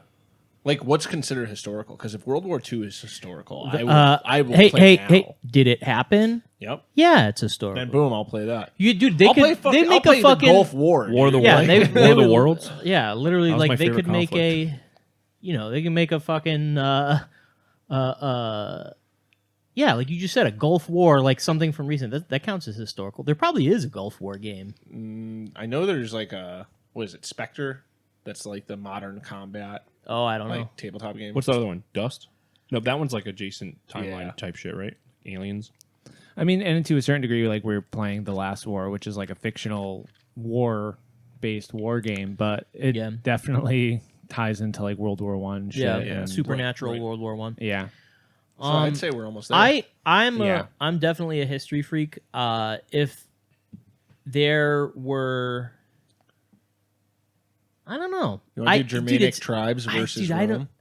I don't know, man. Remember, It's- do you think I would? you would eventually I get feel there? like would I eventually get there? Yeah, I mean maybe. I think I would. Could you see yourself? I But feel why- like I why haven't. would you do it, I feel though? like I haven't seen enough I'm old. historical models that like knocked my socks off. Yeah. You know what Yeah. I mean? The idea of having a bunch of cool tanks, though, and like Yeah. World War II soldiers doing like trench warfare. Shout out or, to that like, crew that we see at Adepticon every year with the Oh, 30 they're the fucking coolest. So tables. sick. They're the coolest. Whatever We've talked about it before. Yeah, but they whatever are so homebrew cool. system they're using, and it's in the second hotel for Adepticon. Was it Vietnam that they were playing? They were playing because they were There's a few, combining yeah. a bunch of games into one. It looked like the caravan route. It was that like they're trying to 18 stop. tables, folding Yeah. tables connected to each other. So they were combining. Oh man, and I'm like blanking on. I don't know if it's bolt action or it's bolt action adjacent, but they were combining like land battles, skirmish battles on the land. They were combining big battles on. So like you would be doing little skirmish games, but there's also a giant war happening around you, and there's also naval battles happening in the ocean parts of this world, and air battles happening on top of the table. We've 100% talked about this, like the zooming in. Yeah. Like Yeah, Nate yeah. does. Nate Dungeon. Yeah, like I would, even if we did it as a campaign over the course of like a year. Like, Yeah. all right, we're gonna do the ship battle today. Yeah. All right, next week we're zooming in. We're doing. Speaking of which, did you see that shit I tagged you in, Phil? I probably did. I forgot who. It was someone's. If I get tagged in something, I'll look at it for 6 seconds, nod my head, and then move on. So Someone was doing Warcry. I think it was Andrew. I might be lying. Someone was doing naval combat and like using Warcry. Though. Oh, I saw that shit. That shit looked so cool. If you tag me, Wait. I didn't see that. And they were using, I think, Warcry I rules think or yeah. something. Someone posted it in the Discord. Yeah, and I it was like- guys on ships, Yeah. fighting. and yeah. I tagged Phil. I was like, we need this in our campaign. This Yeah. is literally something. Me and Renzo tried to make this happen. We started writing a game where you're on a ship, but you do a skirmish game, ship to ship combat. Dude, we need to Hive Scum Nate Dungeon collab so we can release Figure this out how he fucking. does it. Yeah. Pick his brain. No, but I would totally do bolt action if you count that as historical wargaming, which I imagine some people probably don't call. Like they would be like, well, it's got to be It's rank not and flank and Neopalm. pull. Yeah. But or like saga or something like that, where it's like very like this is wargaming, Right. rank and flank. But if you count bolt action, I really want to start like getting a bolt action crew and painting it up in similar ways that I do like kind of these dark. I would love to do 40K that shit. now. I mean, I'm always. I just- would do that now. I'm so excited about like you and I were talking about this the other day, Terry. Like a diesel punk alternate. Yeah. I think it was World War One actually. Isn't that just what Dust is? I think so, but like I think Dust even gets a little freakier with Dust it. might be more like Command and Conquer, Yuri's Revenge. Is that like, is that like an agnostic game? I don't think so. I think it's very specific. To I their think system they and had models. They went real hard with it, and then they fucking died instantly. Yeah. They lost a lot of They money. had those cool walkers though. Yeah, They yeah. were very sick. Like the Scythe, the board game style art. Yeah, And like tying that into a war game would be really cool. And I know that then becomes not a historical war exactly. game. Yeah, But I think that there's probably is like that middle ground that I would go into first. You know, things like The Last War, things like something Right, like right. a weird homebrew system where there's mechs. Like I think it's Commando 47 or whatever. What's the yeah. Combat 47? I forget what it is. I can see the logo. Yeah, but it's like the bolt action sci-fi game. Yep. Something like that I would probably get into first and use those minis to make minis for, Last War, and then be like, well, I'll also play this game. I'll figure out how to do like the bolt action rules. I think true historical. I don't think that would ever fucking interest me. You know what I Really? mean? Like getting to Kings the of point. War historical is fine. Well, no, 'Cause it's to just the the point where shit. you're like, all right, we're playing. I don't want to say Black Hawk Down, but that's the first thing that comes to brain. That mind. would be sick. I would love to play Right, that. and that's why I hesitated from saying it. But being like, okay, we're going to play the battles of Gettysburg, and Terry plays with X amount of troops, I play with this amount of troops, and let's see if we can make it as historically accurate as possible. I think that's sick. We're trying to make it historically accurate or trying to rewrite No, history? the rewrite history part. Like, let's see if it goes the same way as Yeah. it did in history. I think that's cool. Like, See, I think for the same reason, that's why it's not cool to me. Only because, like, Yeah, you're not I mean, what do I have to prove? I don't get an achievement when not- I do that. You know? I just think it's like a cool thing. It's Like, a cool- it's a we're playing this historical scenario. I agree. Like, The disconnect that's- in my brain saying Well, to like Black me- Hawk Down is cool, but that's not. So why? don't Like, know. why do people play I- Helm's I- Deep over again? yeah, Same thing. well, because Helm's Deep's cool. yeah, Helm's Deep's cool. I already forgot what I But like the storming the beachhead thing, like Yeah. that's like yeah, I mean, See, I'm with it's- you. It's I think I would love to play a scenario fetishization that- of fucking war at that point. Yeah. Oh, well, what I was going to say was it's not escapism, but when you are just trying to recreate something, Yeah. like say like if you had like a historical setting like we'll say Britain during like Roman rule, and then you just like made a fictional like Roman Legion or Pictish like warband or some shit, and then wrote your own lore, did this and that. I get into it, but like reenacting just reenacting a battle that's already happened or something like that, just for whatever, that doesn't really have any appeal for me. I will say, it didn't dawn on me until you started explaining it. It would be cool to have the narrative. The same reason why Age of Sigmar campaign is sick with Phil writing the narrative. It'd be cool to be like, all right, on round 3, this event happens because that's how it happened in real life. yeah. So like a having big event. having the narrative kind of already written for you Yeah. would kind of be cool. Paratroopers land here, and now Yeah. you got to deal with Historically accurate, the paratroopers did drop here at 2 a.m. Yeah. and this is what happened. So you playing the scenario over, okay, on round 3, the paratroopers drop in, kind of takes the edge off of like writing the narrative for your event. So I get that part of it, but And what's that guy's name? Jervis Johnson? Is that Jervis Johnson? Yeah. Jervis Johnson, when it like that, this was like an eye-opening moment for me when he was like, I will play a scenario just by himself where he's like, he has like a group of, I don't know if it was Space Marine. No, I think it's just IG Imperial Guard that are like on this fucking mountain and they're trying to like take the mountain or whatever. And then a helicopter full of noise marines like flies up and then they like drop out of the helicopter, and there's like rules for them like dropping, and then rules for obviously like playing then the noise marines versus the IG, and then doing that Is that it to type see of if scenario it's fun or just like to do it? just to do it, just to like kind of see what happens, That's so cool. just to like See how the write dice his land. lore out of that. Yeah. And I don't know, Jervis Johnson's like God, like as far as narrative gaming goes. He's the best. but yeah, for the same reason, that's what it's about. Yeah. It's like you're replaying it for that sense of like, can we do it? Can we achieve it? But I wouldn't mind playing, like Steve said, you take, Battle of Somme or something like that, and you're fucking playing on a last war board, essentially, Yeah, like these big yeah. fucking pits where like the artillery strikes has hit the ground, and you're playing in these fucking craters, and you're duking it out to see like what side wins. Like that sounds Yeah. sick. Battle of the Bulge, see if your guy freezes to death at each turn. Yeah. Like random gunfire But see, that's the out of thing. a tree line. Those games, I think when you're traditionally talking about historically accurate games, they're not doing that. Yeah, but that's not what we're talking about. We're talking about Yeah. us doing it. Oh yeah, us doing it, I think we Yeah. can do it. But I think no matter what, we have that itch. Yeah. that we'll always put a little Like, in. ooh, did my guy's foot Yeah, get frozen? And now he Ooh. can't go, Yeah. so he's he dead. he cuts his own fucking foot off. Yeah, all right. Movement -2. Yeah. And a lot to me isn't even necessarily the rules. It's just to like make them, just to make like a war band that's World War II. Right, right. I don't know. One and thing, it's something like, for everything. yeah, I'll play something for anything. yeah. You guys Yeah. know that movie Sucker Punch? Yes. Yeah. It's a bad movie. No, it's a great movie, dude. Come on, bro. It's fucking sick. Fucking like Korn Skrillex song playing as there's like sick mechs in the trenches while Vanessa Hudgens is like samurai sorting somebody. It's crazy how many movies you don't see that I'm begging you to watch, and Sucker Punch is a movie that you can reference. I've seen it this multiple season. times, dude. It's really good. Steve is looking at me like, what the fuck? Don't bring Sucker Punch into this conversation. You know what's a cool movie? Tank Girl. You ever see that one? No, but I always wanted to. Dude, you gotta see it. If Yeah. you like Right. Sucker Punch, you're Just gonna like, like that uh, movie. I think she fucks a kangaroo. Really? Yeah, It's Tank a Girl. No. It's a like human hybrid kangaroo that was bred and made for war.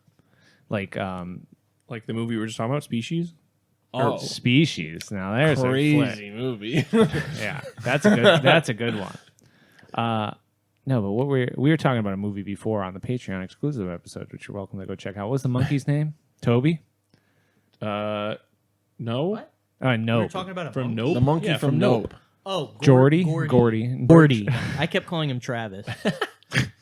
All right, that was a perfect peek into our brains. What's the next question? Yeah, I don't know, man. I don't know how to answer the whole thought about historical wargaming, but in general, I would say in I general- think it looks cool. I think we'll get there. Probably. I think there's definitely Dude, a topic Ice to T be is had. like the kangaroo. That's Ice No T. way. Ice T's in this? Yeah, Dude, he's Tank a, Girl he's a rocks. he's an Movie anthropomorphic kangaroo warrior. Dude, Ice T is so cool. The movie is cool. Who's the main girl in it? We got to get Ice T on this podcast. She wasn't. in Remember when I a thought lot Ice of T was an shit. ice pick? Is that one song? It's a good song though. Real recognize real. Tank. Jamie Josta and Ice T. Yeah. Well, it wasn't. No, I don't know. I was called out pretty hard. Oh no, this was during bits. I wasn't. We were bashing. Yeah, I said yeah. like, oh yeah, Ice-T and Jamie Josta's band. It's not a thing. Lori Petty. Yeah. Yep. Yeah, that's Tank Girl. Nice. What's another question?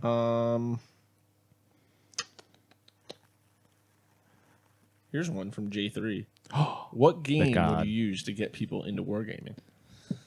Forbidden Psalm. Yeah, Really? Forbidden Psalm. Yeah. I had What do you this. mean? I had this thought process the other day because we were at Battle Standard, and Miles was talking about buying the Leviathan box as his first Warhammer, his first miniature I purchase. don't even know who that is. He's one of the He rocks. kids Yeah, that you works do. there. He's the cool. DM kid. Oh, It wears the craziest shirts. Curly hair. Yeah. He rocks. So he's like, yeah, I think I'm gonna get into Warhammer. I'm buying the Leviathan box, and I was like, why? that's a really bad first. Why would you do that? Well, Who at the listen, your store coworkers told you bought you should that. do Unfortunately, I think he was a victim of sales. But Well, yeah. How else are you going to get into it though? If like you go to a game store and you're like, I want to get into wargaming, they're going to literally point to the box. And that's Here's the a thing. starter Buy the box. I was Pick a like- starter box for the army you think looks cool. I know, but people aren't going to know that. Right. Like if you're this kid. but also from a sale, like, so I was like, no, you're a D&D guy. You need to go into Forbidden Psalm. And then I'm like, do I really recommend that as a first game? Because unfortunately, I feel like then what would you select? He's gonna look at that book and be like, "There's nothing here." as a kid, you're told XYZ. When you grow up, you push against that as hard as you can, right? Every Okay. kid you ever went I to like Catholic that. school with, where are they now? They're worshiping the devil. They're not Catholic school Oh. people. That's my point. So Yeah, no. they're throwing shows. They're all our friends. Yeah. I think for you to buy into 40K first is your natural progression, but you're not going to fucking use those models. I don't know anybody that went to Catholic school. Really? I don't know either. There was a girl I was in love with, and I don't she went to think so. Catholic school. Where is she now? I don't know. I was talking to Sarah about this the other day. An I was like, insane my conversation to first- have with your My wife. first crush. Haley would kill me. Well, you're right. I was 5 years old. Listen, and then she just disappeared. And then I like saw her one time. We hung out one time, like way later. And then she was like a real just crunchy girl, and she just disappeared. You know, just no Yeah, she's social living in the media. forest now. Probably. Yeah. She was like turned into a crystal girl. You know what I mean? That makes sense. But my point is, you reject against the things that are fucking forced on you. Yeah. See, she That- loves. that she kid's an worships adult. the woods. Right, but he's still being forced upon by the fucking store, the man. Yeah, but I don't think that goes hand in hand with adults But- because a lot of people, they get into Warhammer and that is the only game they know and they will not take their blinders off. So you think if you were like, all right, well, I But mean, it we're just using Miles scratches as the an itch example. of what they want. Yeah. You know? Yeah, Like but- why go to X game when I have A in front of me? Yeah, That I everyone have here plays. I have Warhammer. That's at also home. true. That's the thing too, though, is like you. So we're in this miniature wargaming world where there's all these games that you can play. Some are more popular than others. So for people that are just like, say, someone who's into Magic, are those people dabbling in tons of other card games? I guess No. that's true. Well, like That's they I mean, aren't. exactly. I see it the same right, way. but that's because every other card game sucks. yeah, Well, but yeah. to the average Wow. war gamer, But like every what? other war game sucks. Yeah, and what if Also, like, Forbidden Psalm doesn't itch. I want to have 50 models on the table. yes, true. And that's the thing. As a first war game, I wouldn't recommend Forbidden Psalm. What do you recommend? Like Kill Team? I honestly probably because Yeah. it's adjacent enough to. I mean, or like a variant, I like feel like Warcry. it plays Yeah. so differently from. It does, and that's what sucks because you can't be like, okay, we're gonna play 40K, but we're only playing like Scouts or like whatever the fuck the lowest edition. It used to be Yeah. called Kill Team, I but would recommend Age of Sigmar. Like 250 points, like hero and a unit. Or opposite end of the spectrum, Gaslands. Like, have you seen the Gaslands light rule books?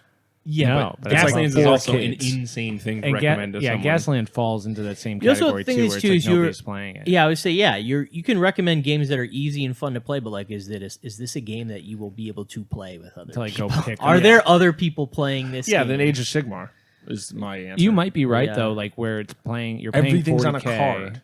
Like yeah, Like you're playing one of those main games, AOS or 40K, but you're just playing like I have one unit of orcs and a boss knob versus your one unit of Space Marines and take a guy, captain. take a squad, take Yeah. a Which tank. I think 10th edition is kind of like that, isn't it? Yeah. And It that's is. that's That's what what it I seems was like. circling back to, which kind of sucks. Is I probably would recommend a small point 40K game. Yeah. or Yeah, kill I would say don't buy the Leviathan box, but Fuck yeah. no. That's like.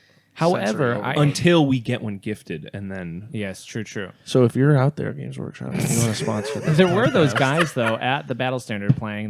They were gray sprue minis. One guy was playing Space Marines. One guy was Yeah, playing they were playing Tyranids. the Leviathan. They just split the were Leviathan those the box. two guys that built were it, and fucking they were just- arguing next to you guys? When you I were playing think they AGC? were, Yeah. but I think they were friends too. I think they had split. He was the like, "Bro, box. you always do this. You always over blah blah blah. Stop Really? it." It's Yeah, me and Steve playing. Yeah. it was very funny. But like that then seems like probably a pretty good way because it's like what do you get, like 750 points with the box or something, maybe 1,000 each army. it's not 1,000. So it's like I then will you're- say no the idea rules what being it is. free now is a fucking beautiful thing. yeah. So yeah, I hate to say it, but And then you could play like a scenario too. You could even be an introduction to narrative gaming, and that's the because you're beauty of it playing too. this- No matter a lot of the people that we interacting with now too are like I know the lore of Warhammer and I've never played, Yeah. and it's like, well, Yeah. The fact that you do and I don't is crazy. Lucian, perfect example. Yeah. Loves Warhammer lore, is just getting around to start finishing his army, and it's like we've been pushing these other games like Forbidden Psalm, etc. And no, I kind of want to play with what I've got, and then Totally. being like, hey, Caliban 28, and then being like, wait, this is still Warhammer adjacent. I can Yes. still use the things I have. Brothers of The two sides are somewhat close in Leviathan. Space Marines are 980 points, Holy shit. and the Tyranids are 815. Yeah. So it's doable. It's kind of fucked up that they Space- did that. don't do that. Space yeah, Marine, what the fuck? yeah, you just throw an like extra unit pull- of Termagants in there. or yeah, something. or just like take off one of returning the unit. Space Marine characters. Yeah, or let's come something. back.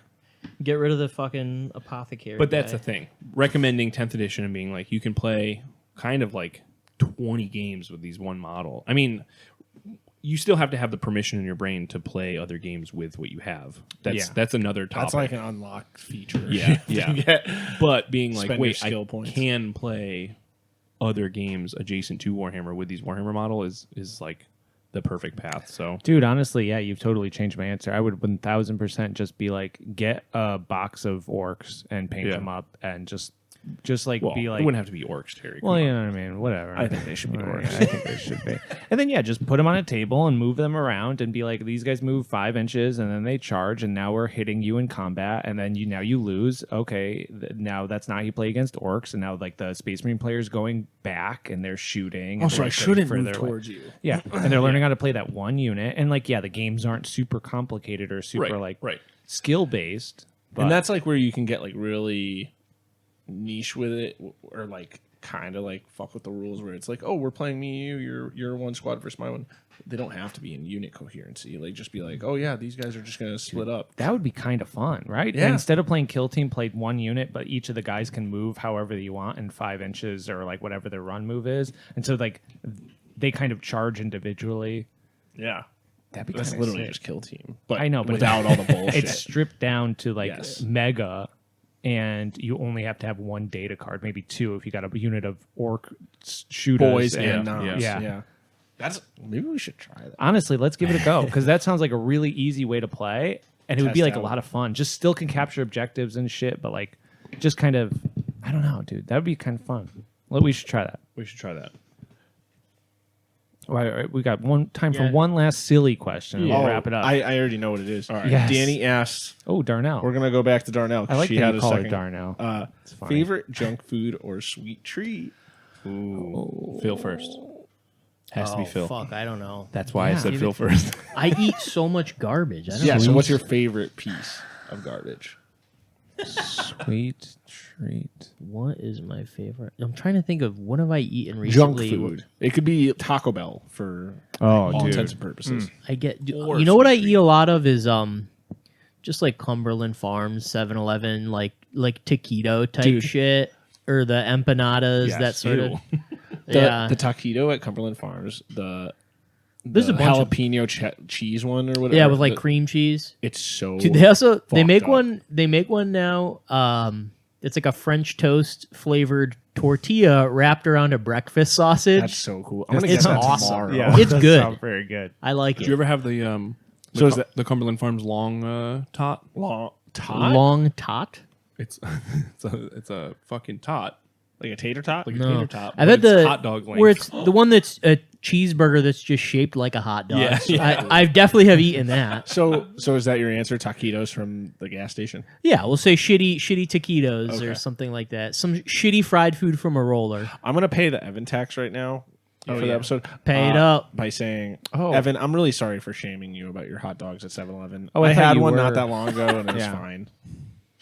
Yeah, dude, all hot dogs are fine. Yeah, I was just think hot crazy dog that- is such a mid thing. it was just a crazy thing. Like, oh, we can go get anything right now, and he's like, yeah, let's get hot dogs from 7-Eleven, and I think that's why I was so taken aback. It's a real guilty pleasure, I feel like. But he was totally just like, He's what? in vacation mode, bro. Yeah, He's yeah, doing what he vacation wants to mode. do. Terry, what do you got?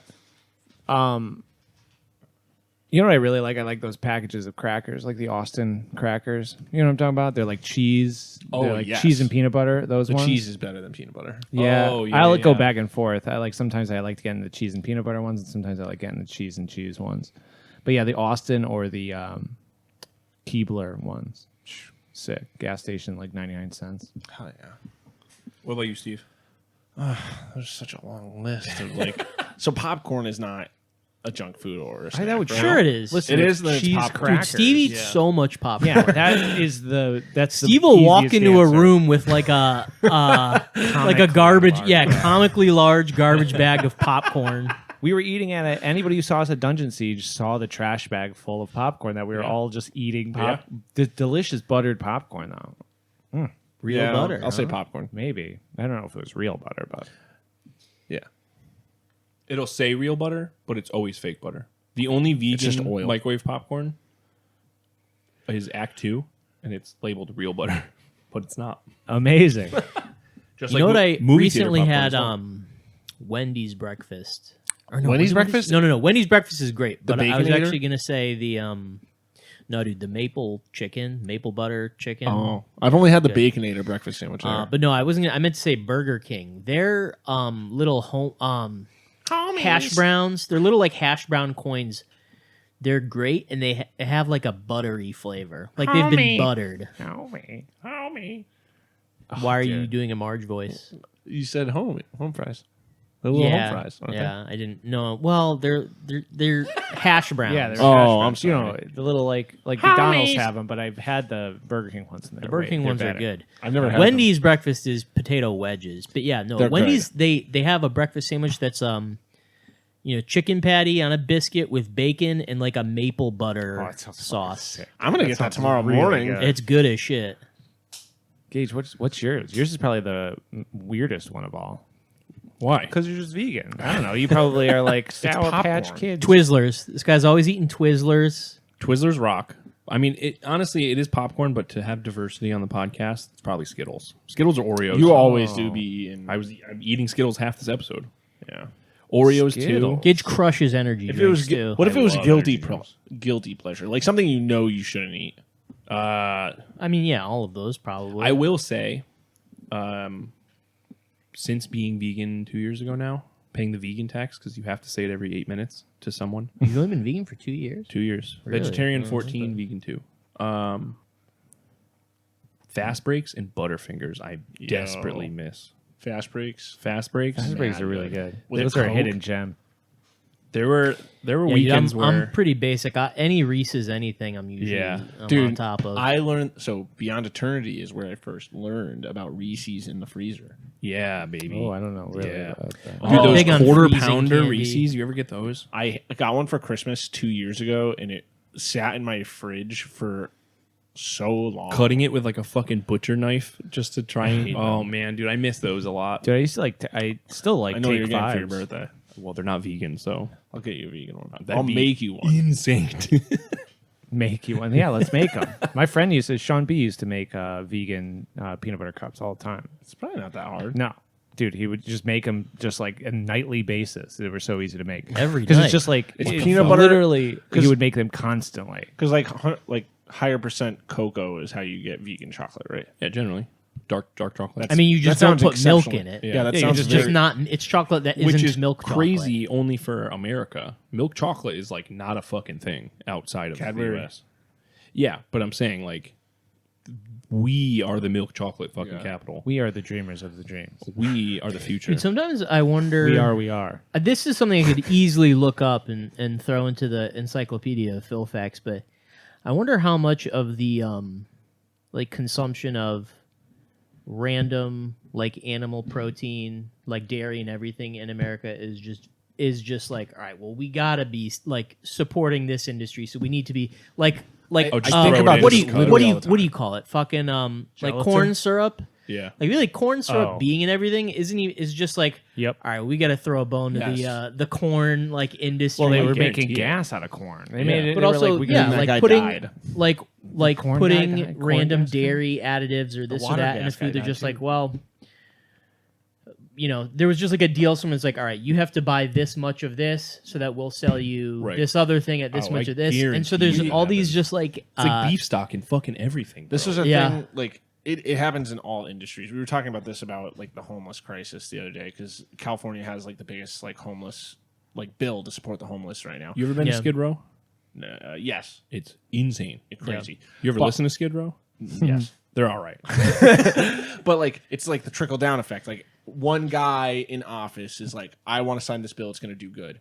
Awesome. Cool. The next guy down is then paid to handle what happens there, or like handles a million fucking Yeah, things. yeah, yeah. And then it just keeps going down of people getting paid to do this thing, and there's probably like as it it's a- goes further down the ladder, the person cares less and less. literally. And then by the time it gets to the guy that's building the buildings for the homeless people to live in, you could have bought a fucking villa in France for the same amount of money Yeah, yeah. as this one place. Well, it's like the bills out here that are like getting passed, and it's like, yeah, I would love to support this medicine funding and make it not illegal in the U.S. to test this, but unfortunately, someone else also wrote into it that it's going to make gay people illegal, and you're like, Oh yeah, they attach like irrelevant things onto bills, so they're like, well, okay, sorry, I'm not passing the bill then. yeah. Beyond my but yeah, when you were talking about how much easier it is to find vegan things in England? in England, I was like, well, I wonder if this just like because we produce so much fucking beef here, like Yeah, it has yeah. to be, you know, just like so many of the things that we consume in America is just because like, well, we're producing it, so we got other fucking countries do it. are like when I went to England the first time, like my buddy was talking about like meat consumption, like they'll eat meat like maybe 3 times a week. Yeah. Like Yeah. whereas here it's made as a staple It's- that every meal. It is half the meal in every meal. Yes. Yeah. Well, it's like also like Elmer's glue has. You should not be eating that in every meal. You should not be eating it every meal, but it's got cow byproduct in Yep. it, which I was always just like, really? Why would they like? And then I remembered that the Elmer's logo is a cow. Yeah. It's like cow glue. Yeah. It's made of fucking cow bear. You really want to go? instead of horse or whatever? You really want to go in a hole? Look up No. Red 40. Oh, that's not good for you. Red Yeah. 40 is the craziest thing to track. Is that the bug one? Yes. It is only produced by bugs. It is in fucking everything in America, and it's not Is this anywhere a dye? else. Yes. It is nowhere else in the world. It's illegal in fucking every other country. Really? Like California has banned it, I believe, but like Dude, it's so funny, like when you see products and it says on it, this product is known by the state of California to well, produce. that's also a tax thing too, remember? Oh, is it? Yeah. Red dye 40 is a synthetic food dye made from petroleum. Research has shown that it is linked to certain ADHD symptoms such as hyperactivity and may cause other neurobehavioral effects. There's 2 in types children. of Red 40. There's one that's bugs that are only from Puerto Rico, some Dude, just Somewhere gathering else? bugs to make dye is really There's a wild. documentary on YouTube that I watched. It's It's literally like just the them Phoenician. crushing fucking barns worth of bugs to make. So they like, grow like they have bug farms. Pretty yes, much. to literally just grow Red 40. That's cool. I heard that yellow 5 makes your penis small. Yeah. It's true. Makes you impotent. Yeah. So code red, you got the red 40, and then regular Mountain Dew, you get the yellow 5. You mix poison. those together. Mountain Dew hates us. Mountain Dew hates gamers. They're using gamers. We're anti Mountain Dew on this pod. This a one paragraph thing just saying Europeans descended on South America in the 1500s discovered the Aztecs were producing a vibrant cochineal. Is that how you Yeah. say that? Cochineal dyed fabrics that retain their color for an incredibly long time. Soon, the dried cochineal became a major trade good for the rest of the world. Yep. Well, you heard it here first, friends. I don't know. Do or don't. Red 40. Red Do the 40. do. Do the do. Red 40, it's for you to decide. Yes, it's for you to decide. Thanks for joining us on another episode of Hive Scum. We'll catch you next time. Thanks, Bash the folks. planet. Love you. Bash the planet. Thanks for checking out this episode of Hive Scum. If you aren't already part of the community, check us out at the In Rust We Trust Discord, which you can find down in the description below. If you have any questions you'd like to ask us, you can find our Instagrams listed below or ask away over on the Discord. We also have extra content and other perks available to our patrons on Patreon, so if you're interested in a little bit extra and supporting our search for a studio and gaming hub, check out the link below. Until next time, folks, keep it grimdark and keep it grimy. Peace.